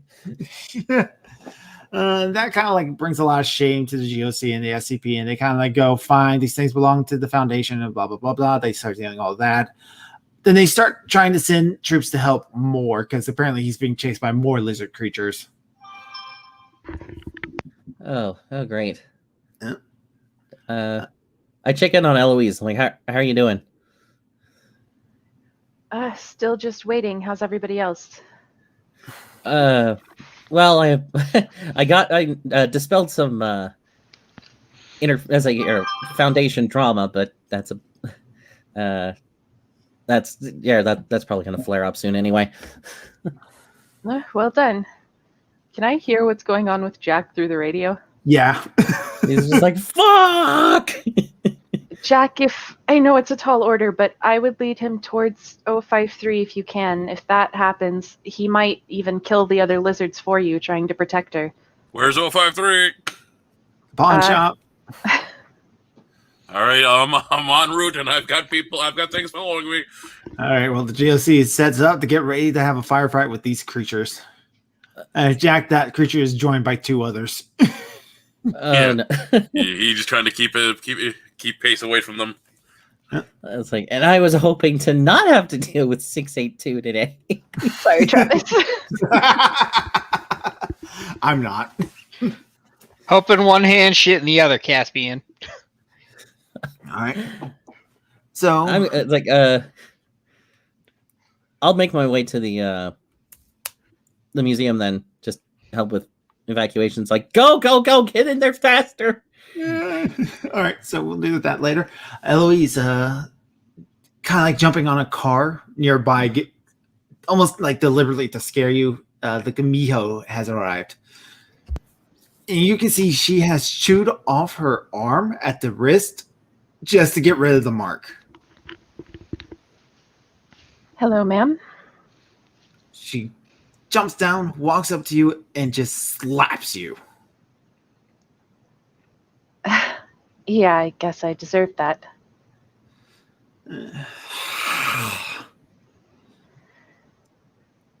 She is more important right now. I won't kill you yet. That's all I ask. After you, then. All right. And she starts to lead you away from the Excalibur.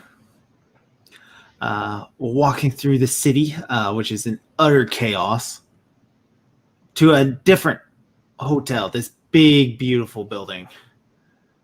She walks in, gets into the elevator, and just starts taking the elevator up.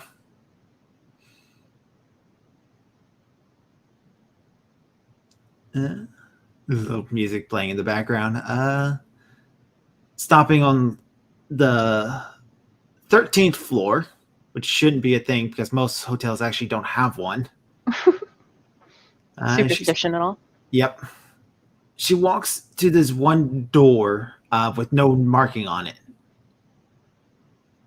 Opening it up, and there is a beautiful Sumerian woman wearing a long black dress. You can see snake-like formations on her arms and on her thighs.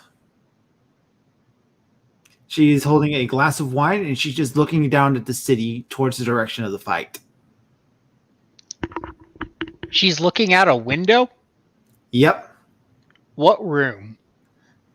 13th 13th floor, unmarked room. unmarked room. Yeah. And would I know this? So if you were following Eloise, yeah, you saw the hotel she goes through. So you're doing. Oh, thank God! I thought you were gonna like super glue me to my sniper perch, and I was like going, "Oh crap! I gotta follow! I gotta follow!" Yep. So are you following at a distance? Or are you like following from your sniper roost? Or As much distance as I can get, I do. But I imagine that's not a whole hell of a lot at this point. no? You are like you go and hide in the lobby. You see which floor the elevator stops at. That sort of deal. Or are you like moving your way up another building with your sniper? Like I need to know these very specifically. Yeah, it's like is it one of these apartments that has like these really open balconies and big wide windows? Yeah. Then I can probably find it, so long as I know where Eloise went. So I get to another perch in a parallel building. All right. Would we both know Morse code? Can I just fucking tap on the mic to let him know what floor I'm on? Or I don't even know Morse code for that. I can just tap on the mic 13 times. You're a smart boy. I saw what floor you were on, but it's like you just like do like whatever the room number is, you go for that. And then there's not one, so there's not one? No, there isn't one. What side of the building is it on? Like north, south, east, west? North. Okay, so I do the Morse code for whatever N is. And Delancey absolutely would know Morse code. Okay, I check that and then go to a northbound building where I can get a parallel shot. Or I just take aim from if it's on a 13... Is it literally on a 13th floor? Yes. Okay. I thought it was like a warped space or something because, they're not supposed to have those.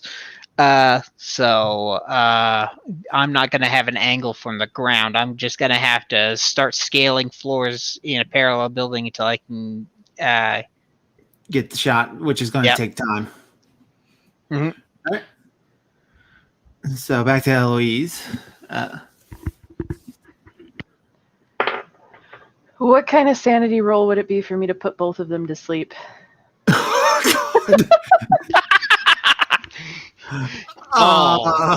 That is. What's your sanity at right now? Right now, 72. 72. Oh, You are shit. obscenely sane. Trying to put two very powerful. Oh, Lilith actually isn't that powerful. She I was doesn't going do to a say, whole lot. Lilith is not. I was going to say, either way, Lilith's going to sleep. It's whether or not I can get the Gumiho to sleep that I want to know. All right. So for Lilith, as she turns to look at you, she goes to give her speech and goes along. You lose 5 sanity points. Okay. All right. The Which is Gumiho. 67. She's going to start falling asleep. She's going to counteract. Oh, actually. Oh shit. That's a 14 for the Gumiho. Oh, fuck. Should I roll my power too? Yes. Yeah, 71. All right. So Gumiho kind of staggers a little bit. She turns to look at you and goes, "Did you really just try to do that?"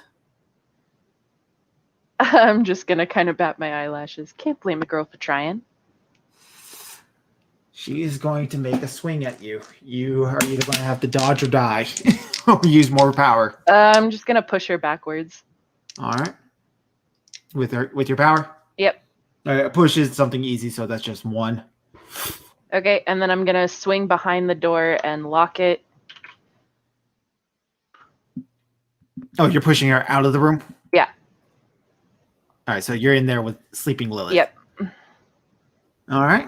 And I'm going to try to move. Basically, I'm going to go right in front of the window and duck down so that if she comes through the door, Delancey has a clean shot.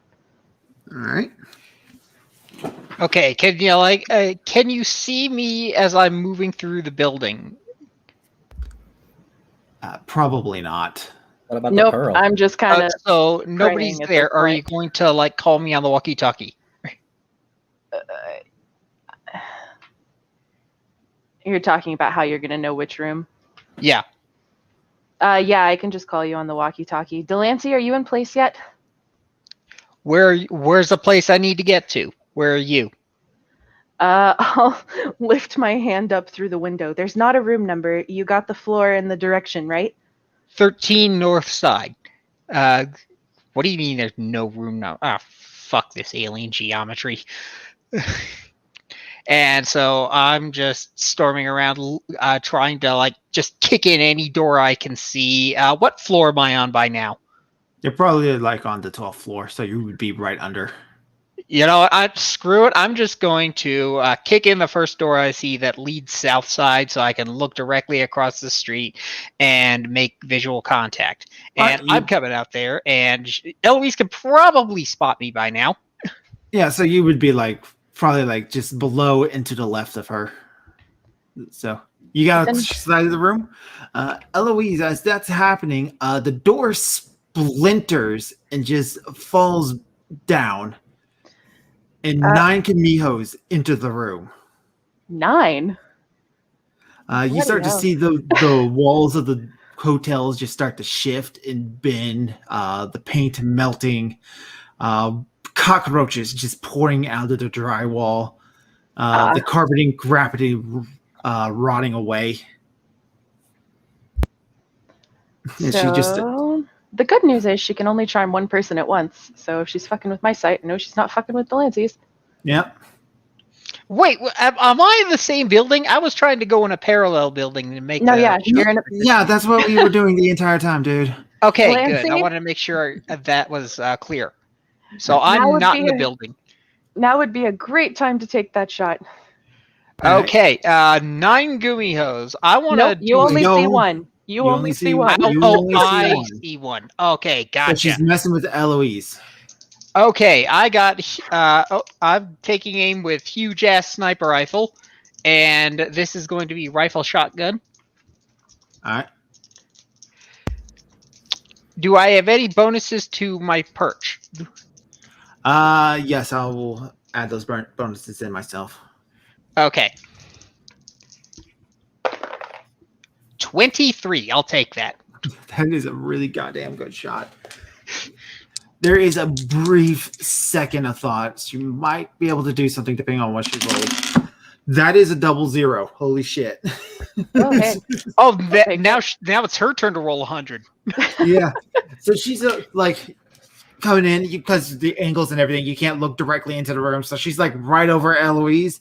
You take the shot. Roll your damage. How much damage is huge ass sniper rifle? I mean, that would have been helpful to know. Like I said, I don't think Browning is in there. So I mean, there's probably a generic sniper rifle. Yeah, there would have been other sniper rifles. Does Oh, anybody well, have the what are book pulled up? BMG? Fine.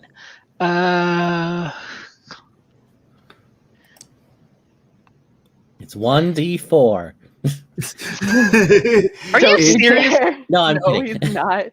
It actually heals. I'm trying to pull it up, but it might take me a sec. Sorry. Yeah. Trying to run a PDF too.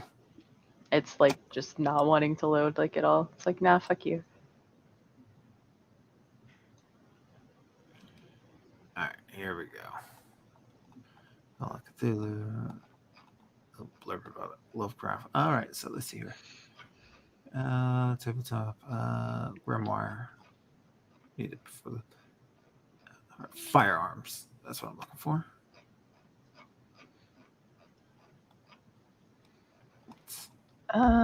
Yeah, hand-to-hand rifles. Is a sniper gun a rifle? I don't know Yes. things. Yes. I wager it's at least more than 1d10, but What- that's just lucky guess. What kind were you talking about? Because it might actually be on here. Me? Drake. Browning BMG. No, I don't. Okay, here we go. Just tell me which one's a sniper rifle. Springfield, 22 bolt action, lever, 30 lever action, 45 Martini Henry. I think that's what it says. Cole Moran's air rifle, Garand M1, SKS carbine, .303 Lee Enfield. I don't know. .36 bolt action rifle, 36 semi-automatic, 444 Marlin, elephant gun. None of those. are Elephant sniper. gun. Elephant gun. We're going to go No with elephant gun. 50s? That's Probably it would be an elephant gun. elephant gun will do the damage. That Yeah, is good let's enough. go with elephant gun. Okay, let's see here then.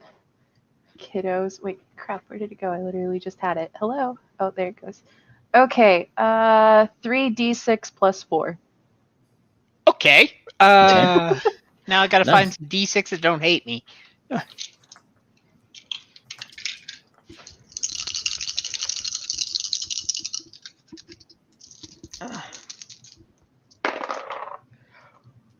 Uh, 14. Nice. 14. So you take the shot. She goes flying back, Eloise, and you're just sprayed with blood. You're going to need to make a sanity roll because that's a horrific sight to just see. Yep. Now I'm sanity proof, right? Oh yeah, you've done this Okay. times before. 18, so yeah, I'm good. Okay. The Gamiho is very dead, by the way. Oh, thank God. Lilith, however, is not. No, she's asleep. She's Okay. sleepy though. So I'm gonna get on the radio. Delancey? Yep. What you got? I think I got her, right? You got her. But my deal was to kill Lilith. So, what's the holdup? This isn't exactly something normal people do on the day-to-day, you know. In fact, I can pretty confidently say that I've never killed anyone as far as I'm aware of. Okay, let's do it this way. Hold her up over the balcony. I'll take the shot. That's not better. In fact, I think it's a little bit worse. What do they do for those humane injections? Is it just something that stops the heart? The first one paralyzes. The second one stops the heart. And there's a handful of placebos in there for plausible deniability.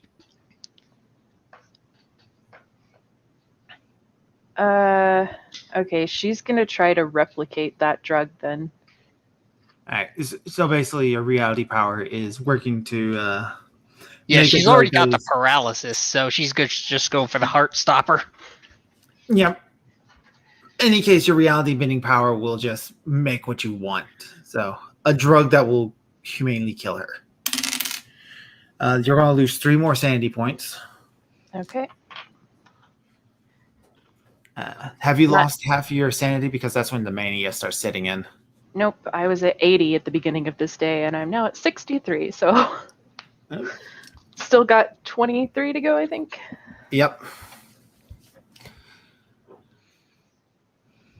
All right. Tell Clef he's officially So allowed. you make the. Oh, okay. Go ahead. Go ahead. I'm sorry. I'm just talking into the radio again. Tell Clef he's officially allowed to call me Book Burner. Hey, we do what we can around here. Yeah. Whatever. I'm gonna head downstairs. Okay. And so that's it for Lilith? Yeah. So no mass sacrifices. I guess that's good. Look, I gotta get out of this room. Send an MTF up, yeah? I should also probably have to roll sanity for that on top of losing it just for the magic. Oh yeah, because you Literally just killed life. someone, yeah. and you went against Directly. everything you stand for. So Yeah. So 78, so I did miss that one. all right. Oh boy. So you roll. Yeah, I rolled the. Yeah, because I rolled to see how bad it is. This is probably a D6. Another 3. Okay. So down to 60. Okay, and she's gonna head downstairs. All right. Delancey, do you head out as well? Yep, I start heading down. Eloise on the wait, radio. wait. Hold up. Uh-oh. No. Can I search Lilith for the pearl? Yes. Okay. Would that be spot hidden? I'm not going to roll the spot hidden because you're like patting down the pockets. You do find like a hotel key card, which goes to the safe in the room. Open up the safe. There's some money, a couple of things like jewelry, and a little soft silk sack that holds what looks like a pearl. Okay, she's definitely going to pocket that for now. Pocket. All right. And yeah, then she'll head downstairs. All right. So in the hall, that's when you start to hear footsteps behind you. And as you see, the Gamiho is following you, but she is trailing blood all over the place.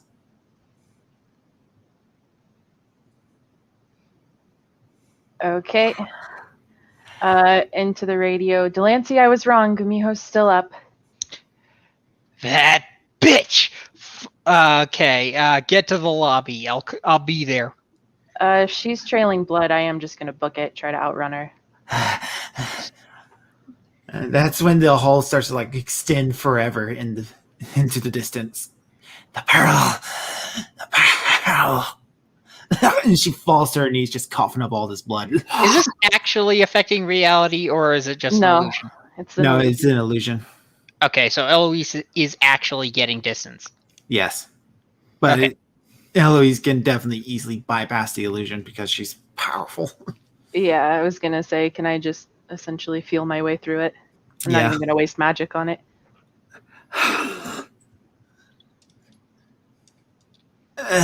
And she just collapses back down to the floor. Gamiho has 1 hit point. 1. Count it 1.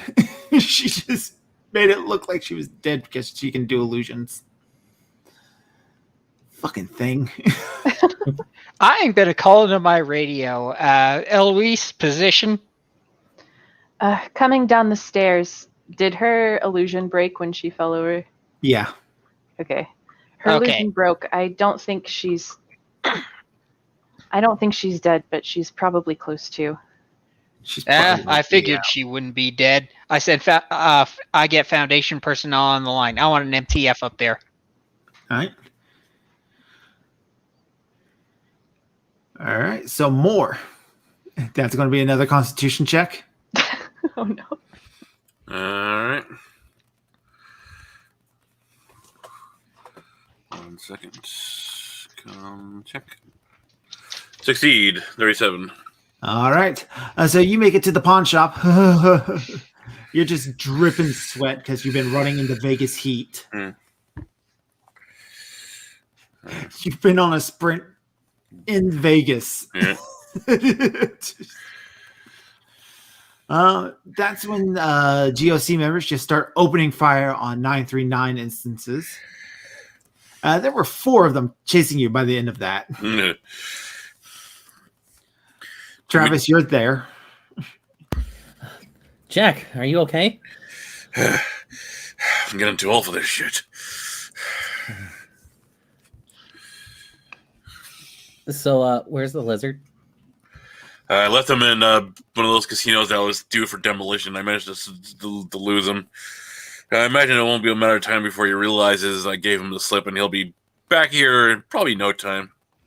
A GOC member kind of goes, you left him in a building due for demolition? Yeah.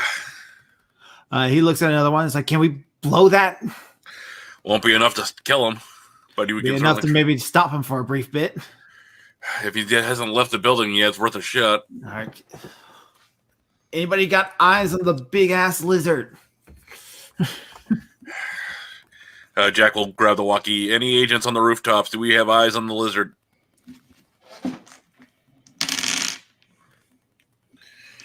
He is spotted. He's heading down the middle of the street, just causing a whole bunch of destruction.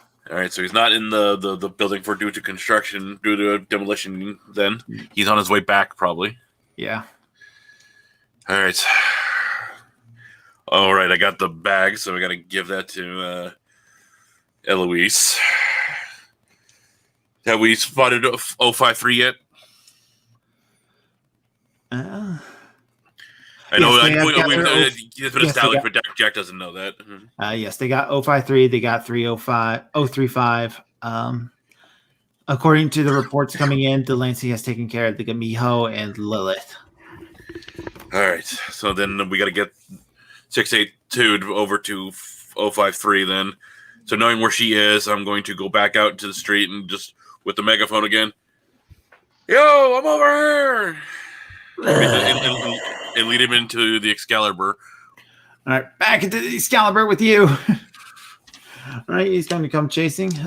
Make another Constitution. All right, well, it shouldn't be too hard because I'm just running into a building that's right next to me. All right. But sure, con save. Hard success, 14. 14. All right, he does come chasing after you into it. What's your plan, man? Lead him right to the theater. All right, you lead him into the theater. And you want 053? Like as soon as we get I assume we get to proximity, he'll start calming down, right? 053 is back in the pawn shop. I thought that. Okay, if I had known that, I would have brought him to that. Yeah, Moore would know that. So you're bringing him to the pawn shop. Yeah, and get him within closing distance, and he'll hopefully start calming down. It's not how that works. All right, bring out 053. He'll. All right. Just tell him she's there. We have 053. Yeah, he starts charging in. We have 053. Settle down. You got to make a charm. Not the best for Jack. Charm. Do you have persuasion or fast talk? Let's see here. Let me check those.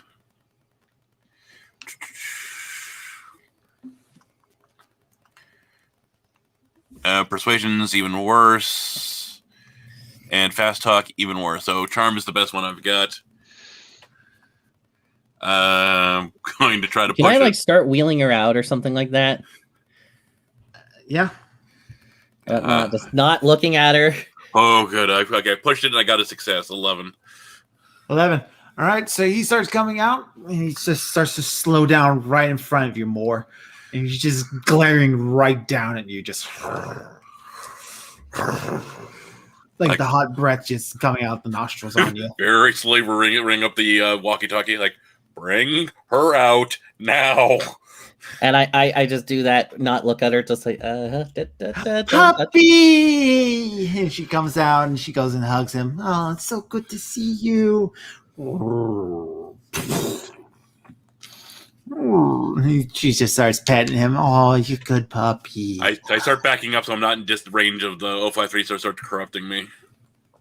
All right. God damn, you guys handled that. You handled that so well. Everything could have gone so horribly wrong for all of you. Go team. It almost did for me. I drowned the computer. Now you just have to, convince it to take her back.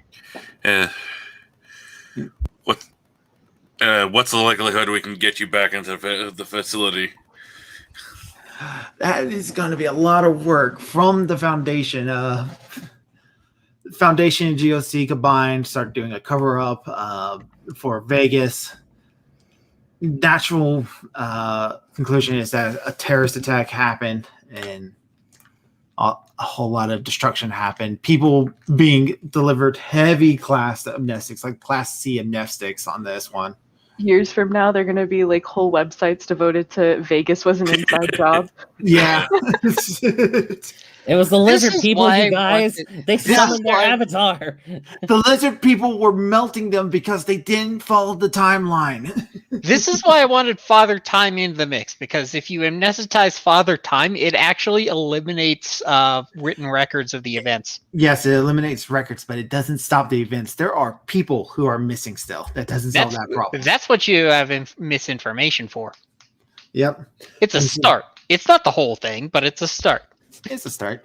And you guys did manage to keep destruction to a minimum. I know.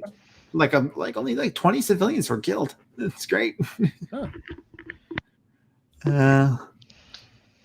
That's You did it, Jack. We saved the city. God damn it, I don't know where to take it from here. You didn't think we'd survive. I was expecting at least 2 of you to die. I'm amazed Jack Moore made it out. It was more in Caspian that I was expecting to die. Yeah, of course, because they're tangling. Yeah, well, I 62. got lucky I'm with all my useless. I got lucky with all my push rolls. They all went in the right direction, thankfully. All right, so we start, I guess, with the aftermath. So Caspian. Yeah. Clef is looking over your file, looking at you, and goes, "Well,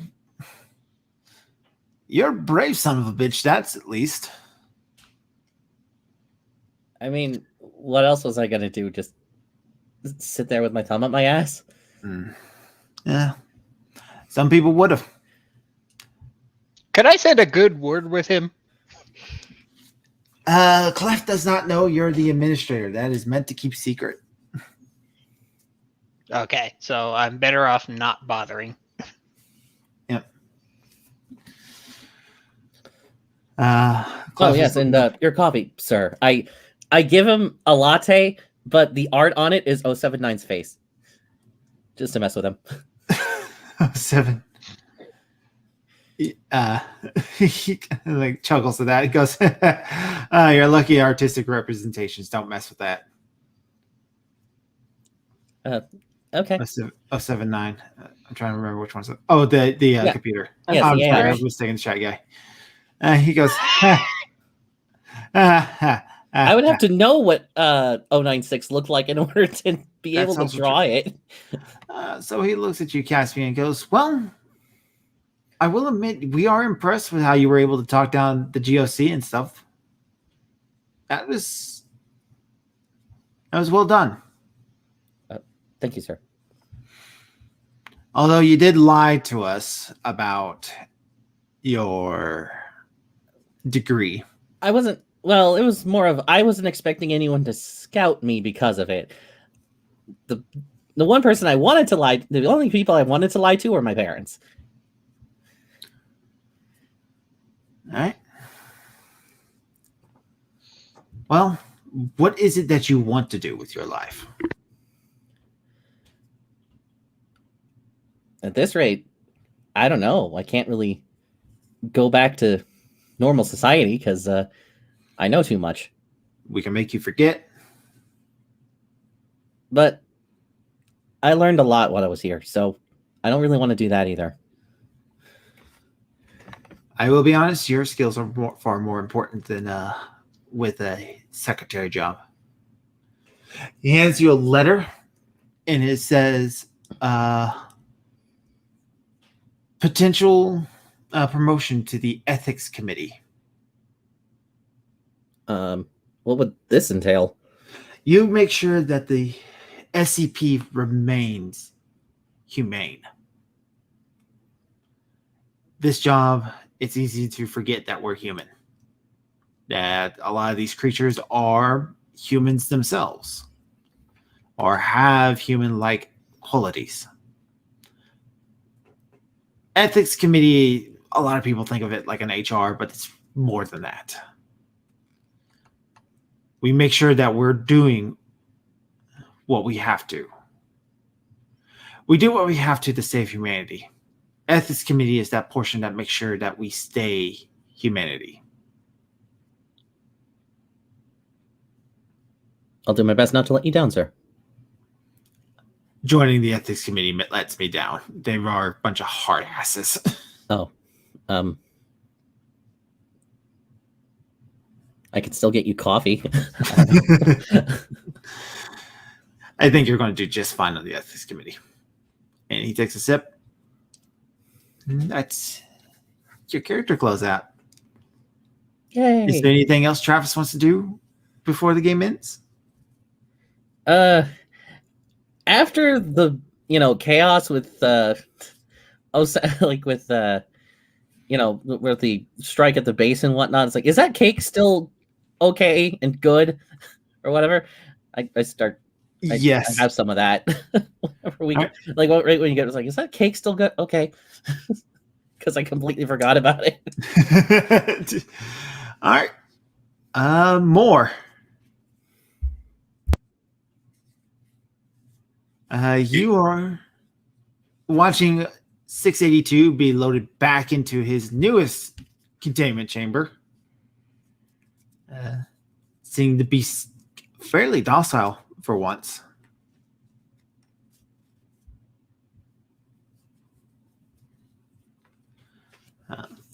Strovnikov is there kind of like giving orders. Nobody's really coming up to talk to you.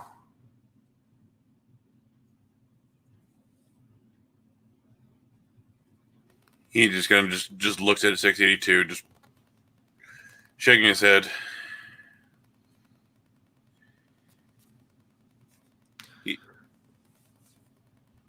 And he will kind of just go see Cleft. All right. On your way to see Clef, you run into Eloise in the hall. Very close to the containment for 035. Well, Jack, we made it out alive after all. He smiles. Yeah, it appears so. Well, maybe. And she's just going to pull out the unicorn horn. Maybe that good luck charm I got on our first adventure really works after all. At this point, I'm willing to put stock in it myself. I'm trying to decide. Well, what do you think the chances are 035 really has those names?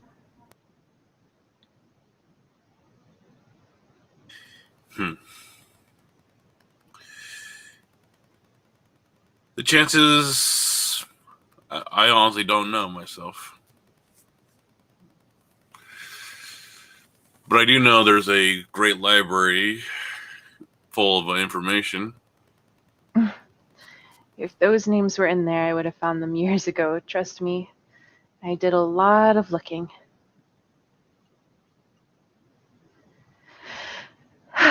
Well, After all we've done, I think O5 owes us at least one. I imagine they can pull together that information.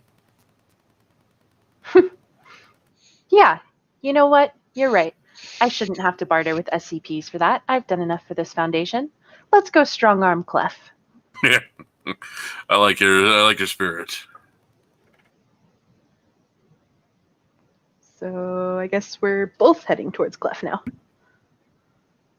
All right, I'll be back with you in just a moment. Delancey, you are sitting in an office. Yet another Delancey has mysteriously disappeared into the mist. As you kind of like fill out your paperwork, going over the incidents, determining how things go, as the administrator, walking through the door is a man he's kind of in this generic trench coat, fedora. He's got like generic looking facial features. Comes down and sits on the desk a suitcase.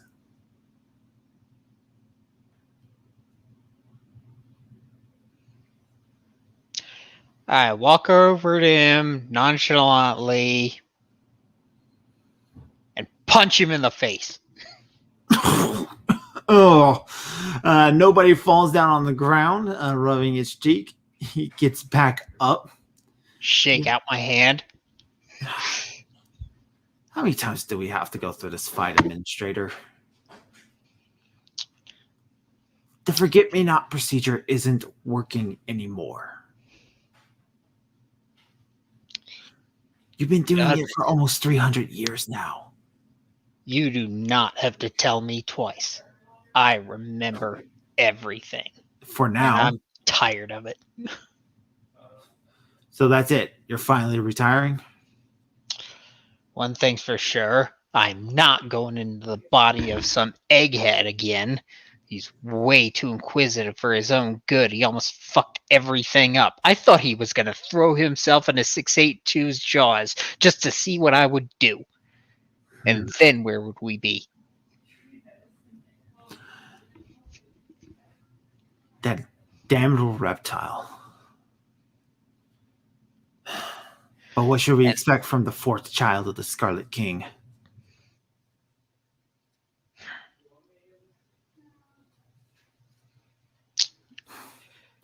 Nobody's gonna just kind of like pull out a photo, hands it to you, and says the Chaos Insurgency was able to do what it did, posing as both members of the Church of the Broken God and the Circuit cults.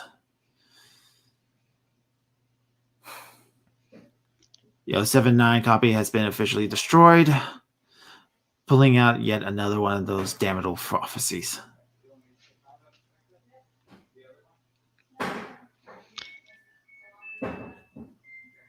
And so why you bother showing me this? Why inform a dead man? Because I'm through. The administrator can't quit. But this procedure isn't the one that you have to go forward through with anymore. You were ordered to prepare. If that's the reality that we live in, we may live in a reality where it was your brother who found the spiral path and eventually made himself 055. Just like that path, there's no end to it, is there? There's an end to the forget-me-not procedure. The Foundation... Me opted in. But the Foundation doesn't need an administrator.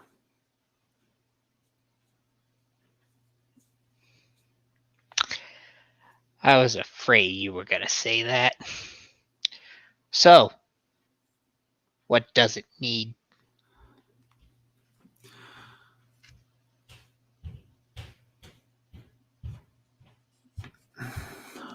The Foundation is ready. At least I believe it is.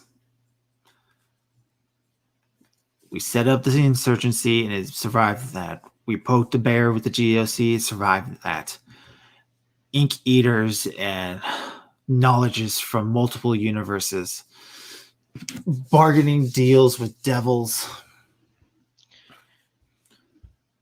Yeah, the tendrils of the Prime Omega are right bitch sometimes, aren't they? Yeah. And how many times are we going to be able to rely on Yellowstone to repopulate the world?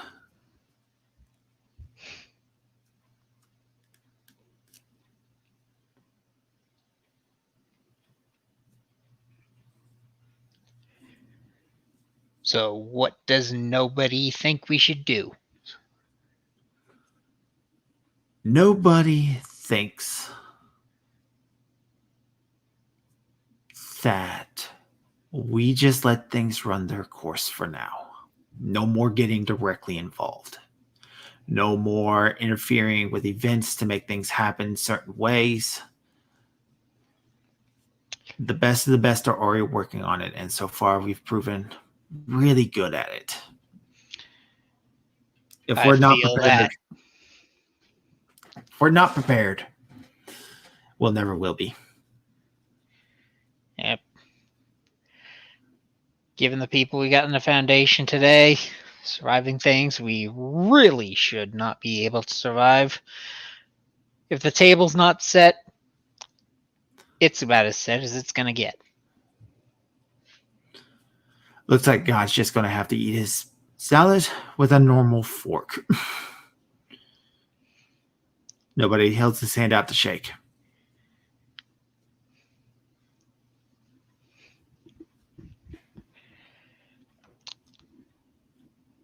I toast to that. Right? Eloise and more. You walk into Clef's office, and he has a single cup of brandy in a bottle. Looks at you and goes, I wasn't expecting guests. Damn it, I fired my secretary again. Hello, Dr. Clef. Hello, Eloise. I came to make a request. Speak.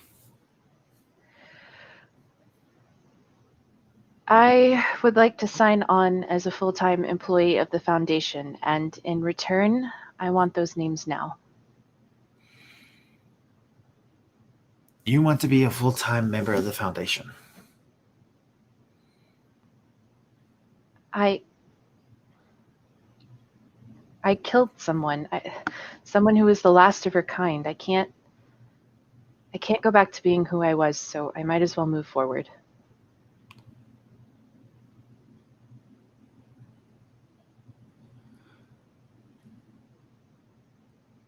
Is the Foundation the best place for that?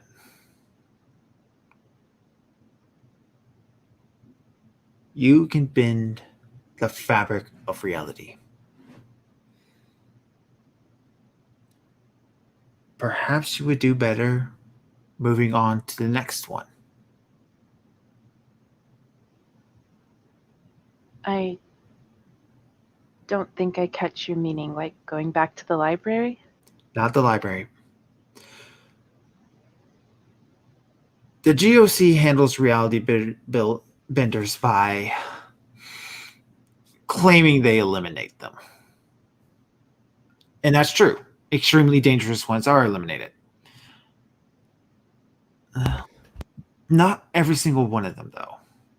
The GOC, after the absolute disaster that was the Ichabod campaign, decided to take it in the other direction and recruit them. The GOC doesn't like talking about it, but they have wizards working for them now.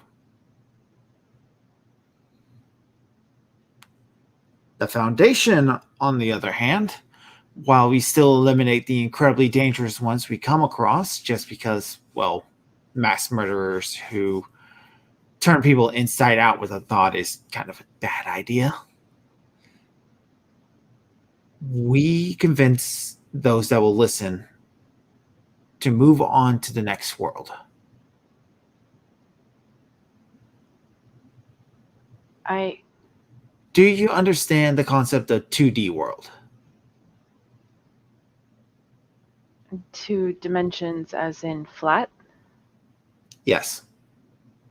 Well, yes.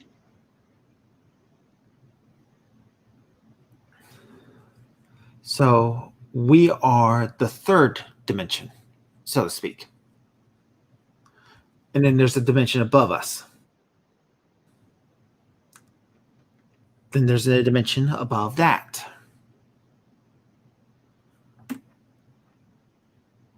And she kind of grabs onto the amulet that she uses to be brave.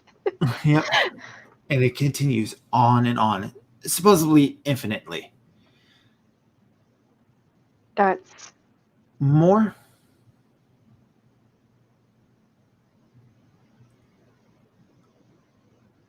Did Amish step away? No, I'm here. I'm here.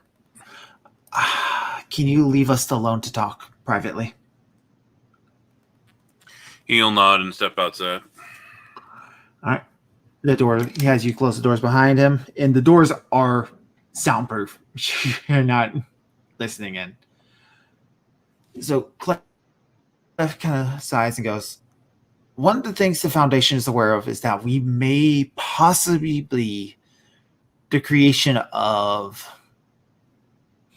some fictional writers in a universe above us.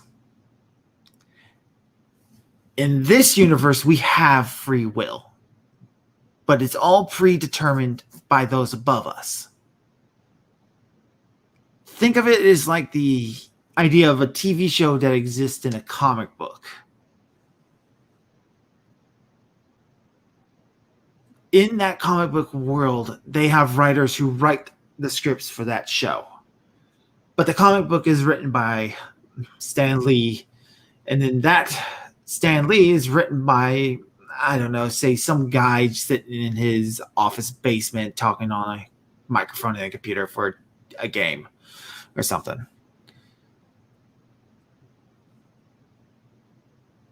What makes reality benders special is that they break this bond. You would be able to move on to the next world above, where your powers would be non-existent because you actually bend reality how it should be done. You would write, create, think, be.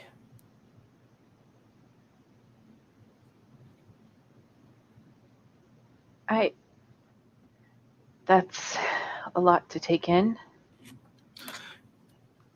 The concept of understanding that everything's real yet nothing is he hands you the brandy. She definitely takes the giant swig. Of course, the choice is up to you. You could just bend reality to make you forget this conversation ever happened.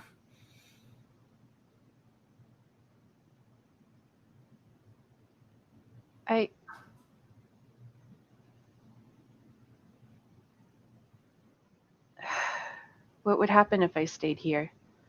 Would I get thrown in the cage? No, we're not going to... maybe.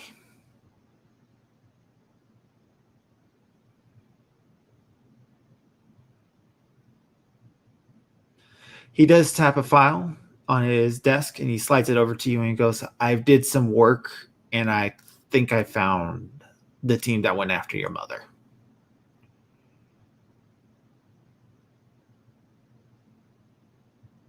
She kind of looks at it. This'll have my mother's name too, right? Correct. She is going to open it. All right. So the first file you see is a list of soldiers who were in there. Their current status is terminated by Agent Ukulele. Terminated by Agent Ukulele. There's about 5 of them, and it goes down like that all the way to the last member, who is Agent Ukulele. She's going to look up at him. You killed the rest of your team? Me and the GOC had a very nasty falling out. I see. She was 8 years old, Eloise. All she did was bring her doll to life.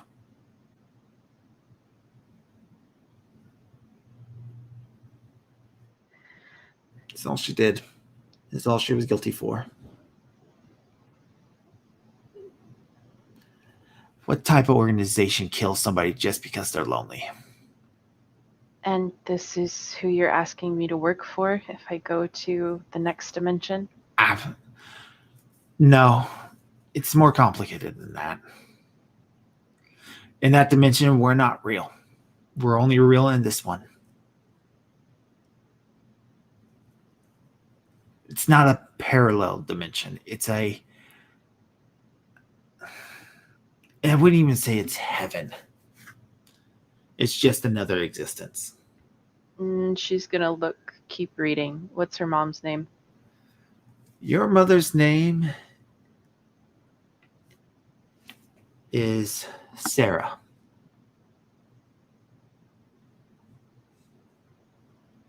She's gonna look at Clef. And Sarah, she wouldn't have been real there either. She won't be real there. She'll only be real here.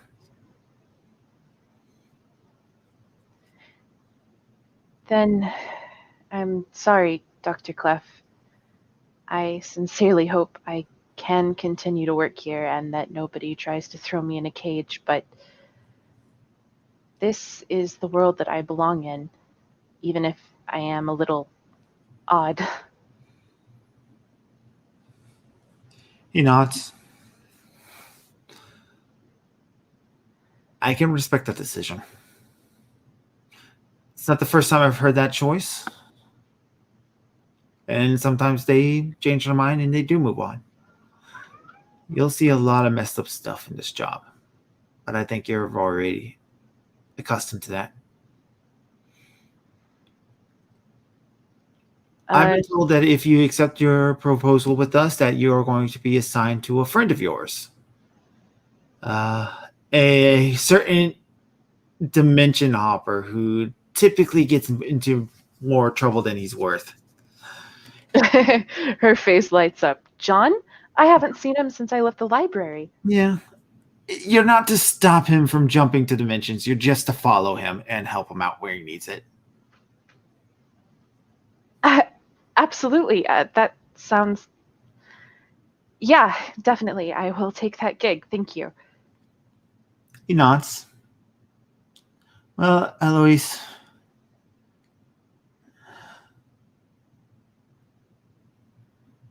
He looks back down at the file, and when you look down, you can see who actually terminated your mother, and it still says ukulele. She's gonna, in that bag she always carries, she's gonna pull out the book. And so I wrote this book. When I was little, it just drove me crazy, thinking about, the fact that the reason I couldn't find the record in the library was because it only existed in a computer on the GOC's database. No book. And in that database, my mom was just some villain that had to be put down for the sake of humanity, and the person who did it was a hero as far as the GOC was concerned. So I wrote a book where she was the heroic woman who saved me the way I remembered, and the man who killed her was the monster in the shadow. She's gonna do a little bit of magic and wave her hand over the book. And he's going to actually reach up and grab the book, which stops your power. I'm not putting your name in here, just hers. I'm still that monster, Eloise. I know. It's not... I killed Lilith. When push comes to shove, if there's something that you feel like you have to do. I understand that now. Maybe it was a little different for you. I don't know the exact circumstances, and I don't need to. The point is, I'm not afraid of shadows anymore. Hell, I'm scarier than most of them are. But I do still want her name remembered.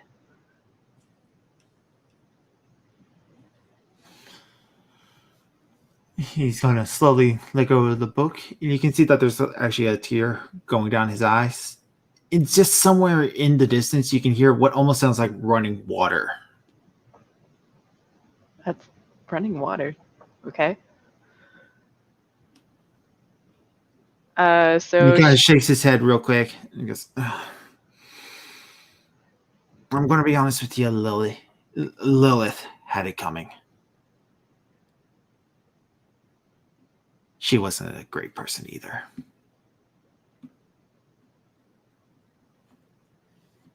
you knew her?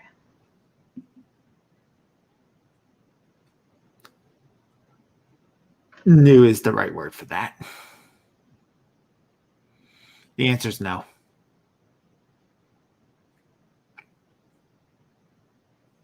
I see.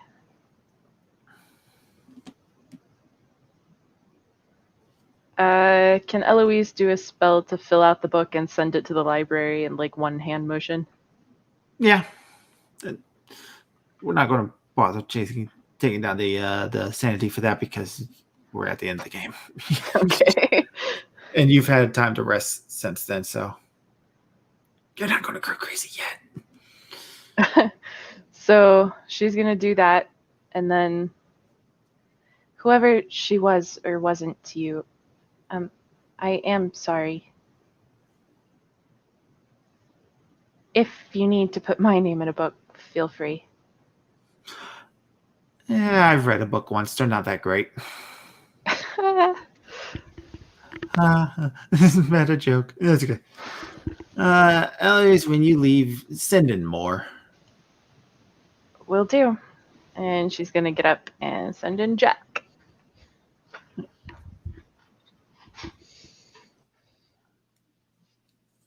All right, Clef is going to look at you more. So are you going to come on full time as well?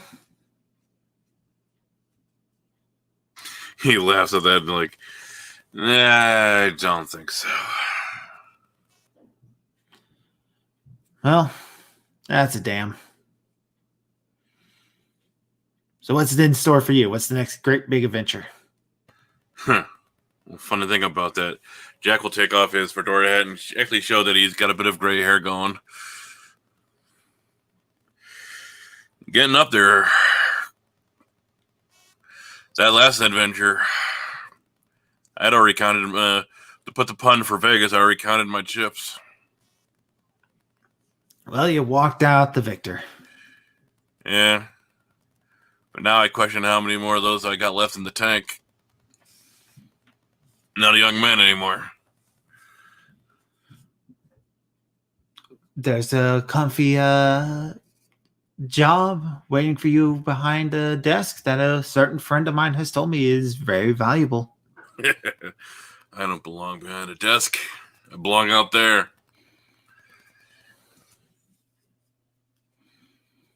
You know, Right. I think I'm going to go on one final adventure. What's that? I don't know. But I'll know when I find it.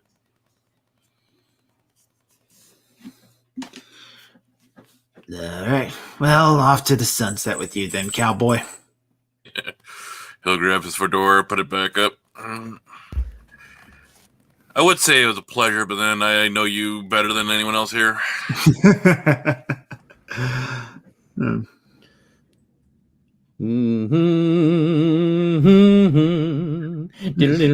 Sorry. Oh, and when you do get a chance, he'll reach into his jacket, pull a letter, give that to Eloise next time you see her. I'll be sure to. I've been meaning to send a friend to her way to help her learn to her reality powers without going crazy. A certain little girl I know. Oh, I'm sure her and I will run into each other every once in a while. You sure you don't want to hand the letter to her? I mean, she is just right out there. Nah, I think it's better that she gets it from an outside source. All right. And when Jack's going to take out the key again, to like, besides, but I think it's best. And he'll put the key into the wall, and he'll exit via the library. All right. Clef's going to nod to that. Go, Caspin! Yes. Damn it, he's not here anymore. He runs out. Eloise, one last moment. Yeah? Hands you the letter. Moore wanted me to give you this. He had to go. Oh. Okay. Thanks. And She Clef- opens it. Clef leaves you alone. And Moore, what's the letter? You know, like, to the one who got away. Like, I never did truly apologize to the fact that you did take a man's life that day. I can't imagine how difficult it must have been for you that day when you had to take another person's life. A thing that I come too accustomed to lately as I get up there in age. I think it's best for the best of us to go our separate ways, at least for the time being. After all, I'm getting up there. I think I'm going to go on the great big adventure. We may see each other again, but who knows? We'll never know what adventure brings us. Signed, Jack Moore.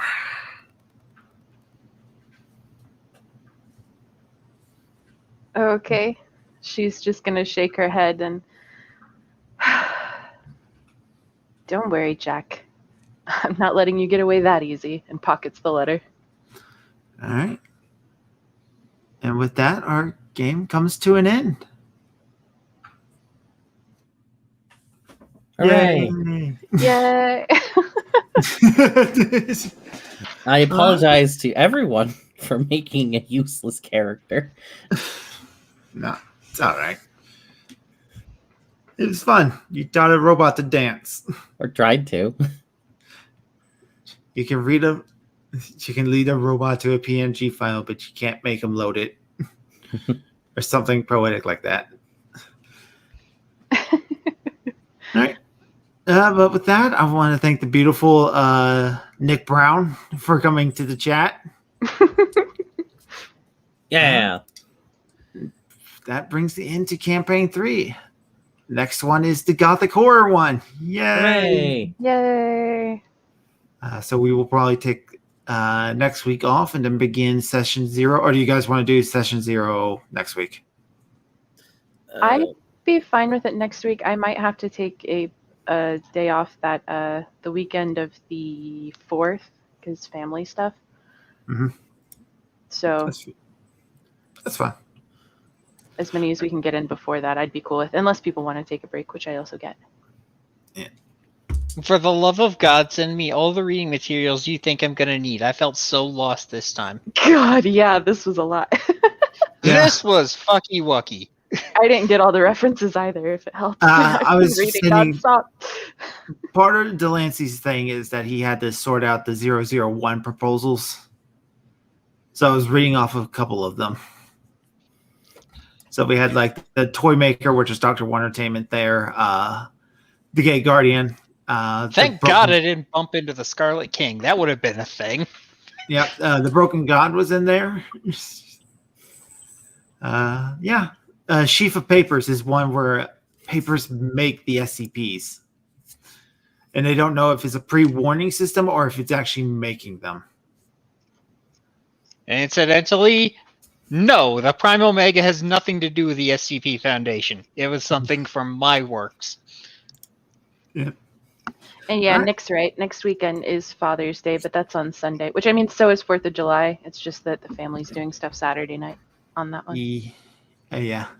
Yeah, we'll probably take that weekend off. But that brings our game to a close. Thank you, Hex, Amish, Blue, and Drake. It's fun playing with you, and I can't wait for the next one. My pleasure. All right. And with that, I am Dr. Crow. I read a book once, and it's my job to secure, contain, protect. See you guys around.